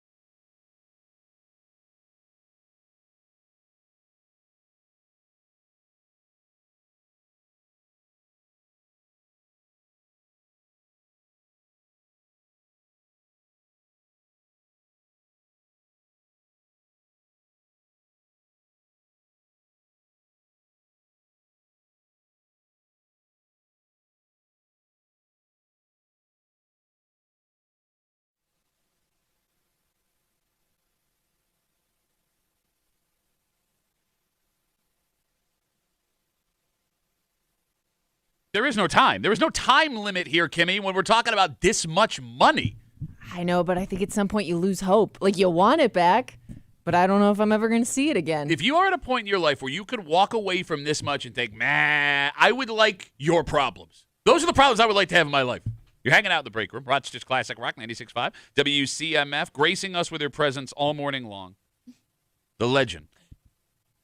Why are you making a face? The creepy. Well, yeah, creepy legend. So creepy, she is legendary. Terry Clifford. By the way, if you are watching the live stream, she is wearing her Studio Diaries with Terry Clifford podcast T-shirt. Yes. The only woman who had to buy her own podcast T-shirt. Like, listen, I've worked in radio my whole life. I bought my own station shirts for years. Sorry, pulling the curtain back a little bit. So, If you are someone who is into, well, Terry, obviously, but you do a lot of Rochester radio stories from back in the day. Yes, Studio Diaries. You have a lot of people that were on the shows before, people that are still on. You know, you had Doug Embledge recently. Yeah, so radio, TV, we had Gary, you know who Gary Craig is? He's coming from up the this DNC, month. one of my favorite writers. Oh, my God. He's got great stories. He's coming up a little later on this month. Awesome dude, too. Yeah. So the Brinks heist was his big story from back in the Yes, day. and we talked about it. All yeah. right, so you're going to want to catch that. As Terry told us this morning, you can find the Studio Diaries with Terry Clifford on any of your iWatches. On your iWatch. On your iWatch. You just yell into your iWatch, Studio Diaries, Terry Clifford! You probably could, and somehow it would come up. I talk to my phone all the time, and it knows what I'm talking about. Will you say that back one more time? I talk to my phone all the time, and it knows what I'm talking about. Yes, absolutely. Like I'll say, directions to whatever, Odyssey, Rochester. And it'll shoot me over to Google Maps and then tell me how to get there. That's Siri, yeah.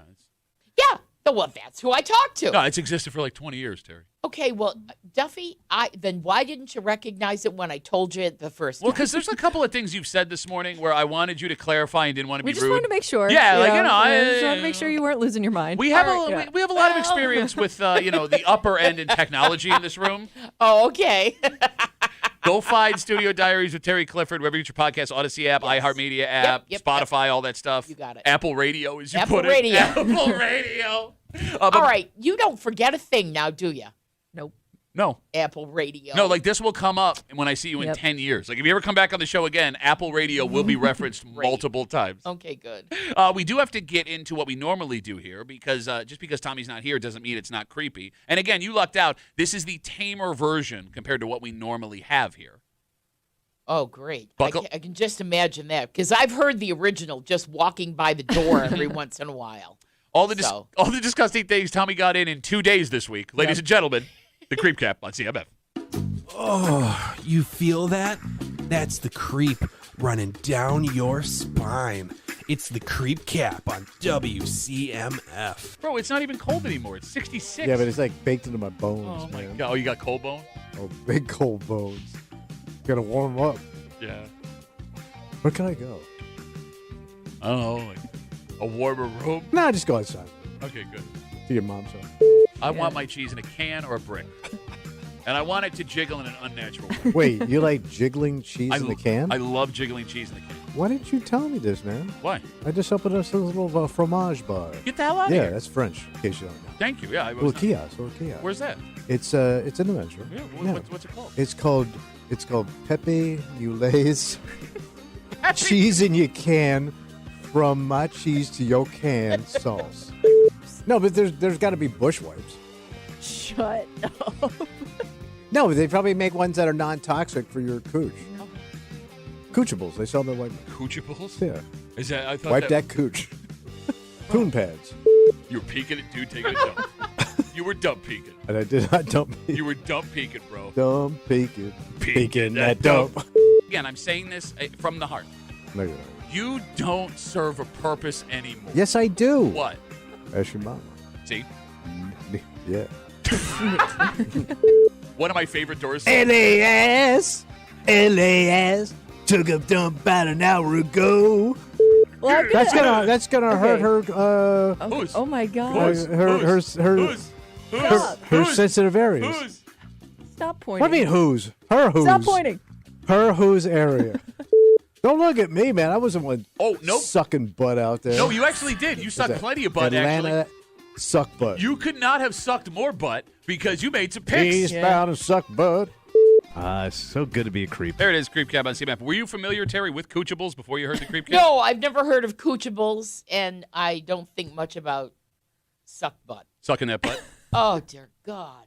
Oh, my God. Are we not adults here? Can we not talk about Coochables? And I don't know. Are you Coochables and suck butt? That Are is you really an something adult? I didn't have on my bingo card today. Oh, my Terry God. Clifford saying Coochables and suck butt. I don't know. Well, I just don't.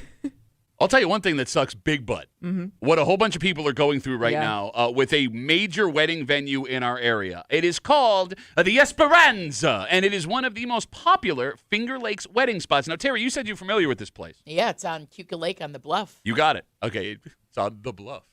Well, that's what they call it. I'm not saying it's on the bluff. That's what it's called. This ain't Terry saying it. Oh, This is Keuka Lake saying it. It's on the bluff. So this wedding venue, which, by the way, looks gorgeous. Have you been inside of this it's thing? beautiful. I've been to weddings there before. Wow. I didn't know But you were such they a big were deal. pre-COVID weddings. And that's the problem. Yes. So according to the story that showed up this week on 13 Wham, folks out in Yates County where this is located say that this business took a bunch of deposits during COVID for weddings, never had the weddings, Yeah. and have yet to refund the deposits. And now keep in mind, this was 2020. Yeah. We are now going into 2026. There was one woman, Katie Cummings, talked to 13 Wham. She put down $10,000 as a deposit, and for over 6 years has been trying to get that money back, has not seen it. $10,000. And if she's going to get it back, she probably will need to hire a lawyer. And then where's the $10,000 going? Yeah. Right to the lawyer. And don't forget about the taxes. Right. Well, yeah. I was kidding. All right, so it's a thing we do Well- when old people get mad about money. Okay. But the taxes. When I say old, I mean it in the nicest way possible. But when you get that money back, do you have to pay taxes on it? No, I don't think so. It's your money. Absolutely hope. not. Use I it when would you think need so. it. Yeah, okay. Kimmy, you saw this story, and one thing you thought. I was just thinking about myself personally if I'm in that situation. And let's say I put down this deposit in 2020, just before COVID, or 2019, whatever. And I've been fighting to get that money back for 6 years. I guess I'm asking myself, at what point I'm never seeing that money again. Like, I don't know how long you can fight to get that money back before you've been stressing yourself out for 6 straight years. And can I just accept that maybe I'm never seeing it again? The answer is no. And the answer to your first question is forever. But even to Terry's point, the time and money you may have to spend trying to get that money back, is it worth it in the end? Who can just walk away? You may not have a choice. $10,000. I mean, You know how many hours with a median I that think is? I would lose hope. I think I would just lose hope. Is the joint still open? I I feel like it's closed. I don't now, but know. I don't know. I'm not entirely sure. Okay, no, I got it right here. According to 13 Wham, the venue is now operated by different employees and Okay. is under a That's new different. name. It's called the Mansion at Cayuga Lake on the Bluff. Okay. I made up that last part. But, yeah, so somebody else is running it. So it's a completely different Yeah. staff and stuff. So yeah, you can't chase them down. They're just, No, you have they to have chase no, who Yeah. owned it then. How long till you're walking away from $10,000? I don't know. Me, I'm like a dog with a bone. I'll have a heart attack and die over it. Thank you. But is that worth it? No. 10 grand is worth it. Think about But if you never see it, it's just in your mind all the time, and you're just chasing something that may not exist anymore. for me You're personally, spending all that time and energy. you're not wrong.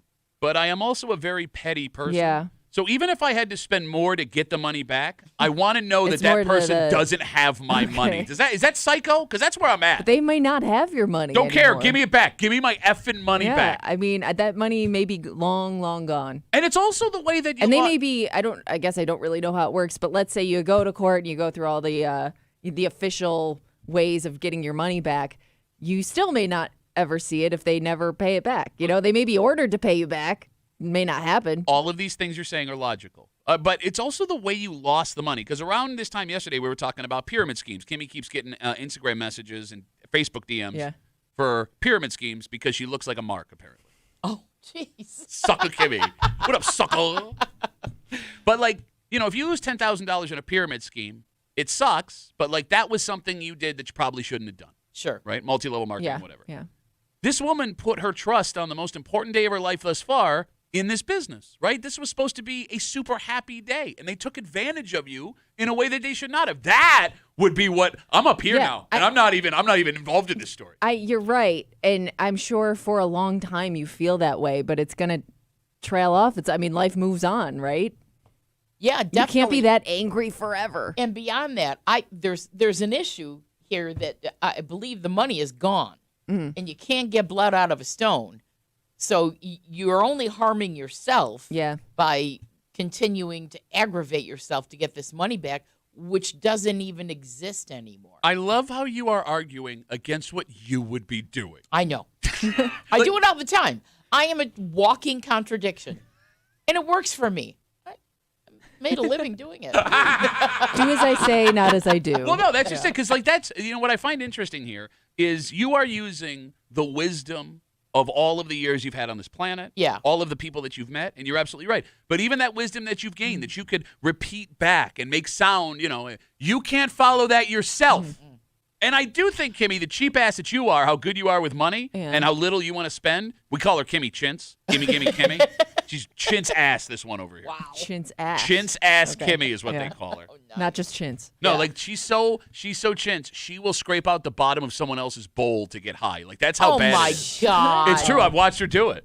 Good God. She's just smoking resin. It's not good. It's unhealthy for Kimmy. Wow. But like you can't tell me Yeah. you just be like, whoop, $10,000. No, I wouldn't be like that. But I think like after 6, 7, 8, after a couple of years, I would just write it off as like I would lose hope. I think it's never gonna happen, and I'd have to convince myself that I'm never gonna see the money. And at some point, you're harming your own health by continuing to, Well, don't do that. Don't make that noise. That's what you would do. Hey, That's hello. exactly what you would That's do. where it's a bitch. I do think this situation could be especially complicated though, because it's not just your money. It could be, if you're getting married, it's you and your spouse's money, or or it could be a family member's money. Like there could be a lot of Oh, people I didn't think about that. invested in Oh, this yeah. deposit, and yeah, you all have to be on the same page in terms of like how long are we going to chase this for? We come back. We wrap it up. We tell you what we're doing next week. Next here in the break room on CMF.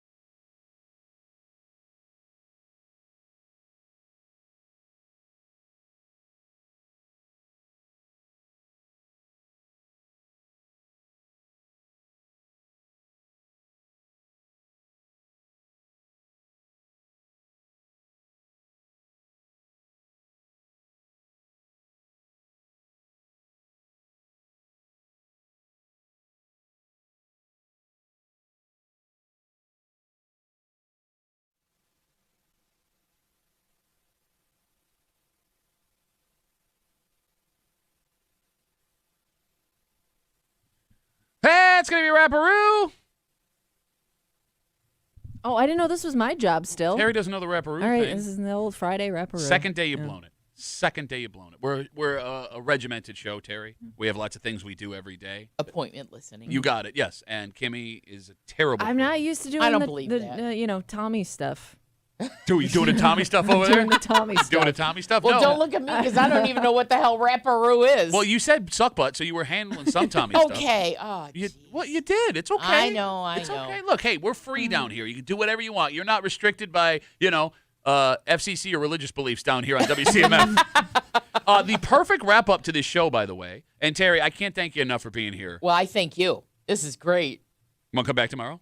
It's Saturday. Yeah, we'll do a show anyway. All right, Okay. so we started the show this morning because I had been saying yesterday that, everyone knows you as this kind, gentle, amazing woman that makes everyone feel great about themselves, and you're actually the meanest person I've ever met. And Danny had wrote us an Instagram message. Again, I'll read it. I'm so looking forward to tomorrow. To back up your statement about Terry, I love Terry when she was on the B, but I'm 95% sure it was Terry Clifford who got road rage and yelled at me while she was driving a punch bug. I hit a kid in the car, Terry. That's right. I thought it was Adam. That was Dan. And you said Danny's a liar. Yeah. You called him a straight up liar. Well, I never did that. I didn't do that. Okay. Well, Danny wrote us just now on Instagram. Does he got proof? I don't have proof here. Okay. He says, I just turned on the live stream late today. I heard Terry on the stream raging that she got caught road raging. Does she drive a punch bug? It essentially confirms it was her driving down, yelling at me on 441 in Penfield. That's kind of... It sounds about right. I don't remember yelling at anyone. Oh, now the story changes. Now the story absolutely changes. not. Well, But I do drive a punch bug, and I'm on 441 a lot. he goes on. And she talks very loudly, so maybe like she was just talking to somebody. Probably I wasn't even Yeah, yelling. that's probably, have a great true. day! Exactly. Yes. God bless you. Well, look, it's not all bad because he goes on. He says, I'll forgive her, though, because she did get me an Ashley McBride autograph many, many years ago. Oh, there you go. Wow. Wow, and you threw me under the bus. You couldn't have thought of that before you texted, huh, Dan? Can we also point out like how creepy that is? Hey, kid, you want an Ashley McBride autograph? I got a doll for your kid over here, too. Get in my freezer. It's just under my board. Man, they had to clear out some weird stuff when you left, huh? Seriously. Oh, lots. All right, if you have missed Terry and you want more Terry, good news. You can get Terry anytime you want now. There you go. Studio Diaries with Terry Clifford. It's a wonderful podcast. Again, I was fortunate enough to be invited on. Kimmy's coming on. She didn't make the cut until she was forced to look at Kimmy and say, I would like you to come on the show now. No, Moose and like, oh, I Breezy forgot haven't about been on. you. Hope no, I haven't. I just need to organize myself a little. No. It's fine. It's You okay. gotta call her producer, make sure it's cool. So, like, not only Yeah. do you get, not only do you get, I do. does Kanye handle all the guests? Oh, if you ask him, he does. No, I take care of that. I do that. But you know what? I always write them. I think I told you this. Was it you or no? I think it was Kano. So I asked Kano to be on, and he wrote me a text that said, "Only for you. I don't think much of the other two." Well, you know the way radio people are. I didn't know if you were serious or not. And so I wrote back saying, okay, no, I don't want you to do anything you're not comfortable with. So don't worry about it. He's like, I'm just kidding. And then I said to Nancy and Chris, I'm like, I thought Kano hated you guys. I guess it depends on the day because he actually might. Well, he may. I don't know. But he was kind enough to come on. Anyway. It's a great show. If you are a Rochester radio fan, again, it's stories and... Yeah, it's stories from the studios, and it's newsrooms, TV, radio, and then sometimes just, I love talking to people that have odd jobs. Like you, I bet you didn't think that was that difficult. That more. Yeah, absolutely. Studio Diaries with Terry Clifford, wherever you get your podcast, Apple Radio, as you said. Yeah, I did say that. No, I'm just, if we want them to catch it on Apple Radio. So it's Apple, Spotify, iHeart, and Odyssey. All right? Go check it out. Ask Siri. She'll find it for you. It's a really good show. Go check it out. Before we go, we got to remind you can head to the contest page, WCMF.com, enter for your chance to win a 4-pack of line jumper tickets to the Haunted Hayrides of Greater Rochester. They're scare-it-up, fright-filled fun every weekend till October 26th. Terry hates Haunted Hayrides. HauntedHayridesRochester.com. Don't like chainsaw guys. Don't like them. They got all the event info. Check out the schedule, buy general admission tickets, or even those line jumper tickets to save time for more scares. We got to get out of the way. For Kimmy, who had a big old fun time with extra estrogen this in was here. Great. It's never like I never have another like woman in here with me. It's always a dude. I would disagree. Why, you think Tommy's a woman? Well, I mean, you've seen the way that he dresses. I do. And the way that he talks. I mean, we had a Timmy yesterday. Yeah, we did. But have he's his Timmy. own category. That's true. For Terry Clifford, seriously, this was so much fun. Well, thank you. I had a blast. I can't believe how fast the morning went. Yeah. It never used to go this fast on the B. Well, I mean, we're fun, Well, Terry. thank you very much, Terry. Okay. Billy Kid, not fun at all. Billy, like my kid, for God's sakes. My name's Pat Duffy. We'll see you Monday morning, 6 a.m. here in the break room on 96.5 WCMF.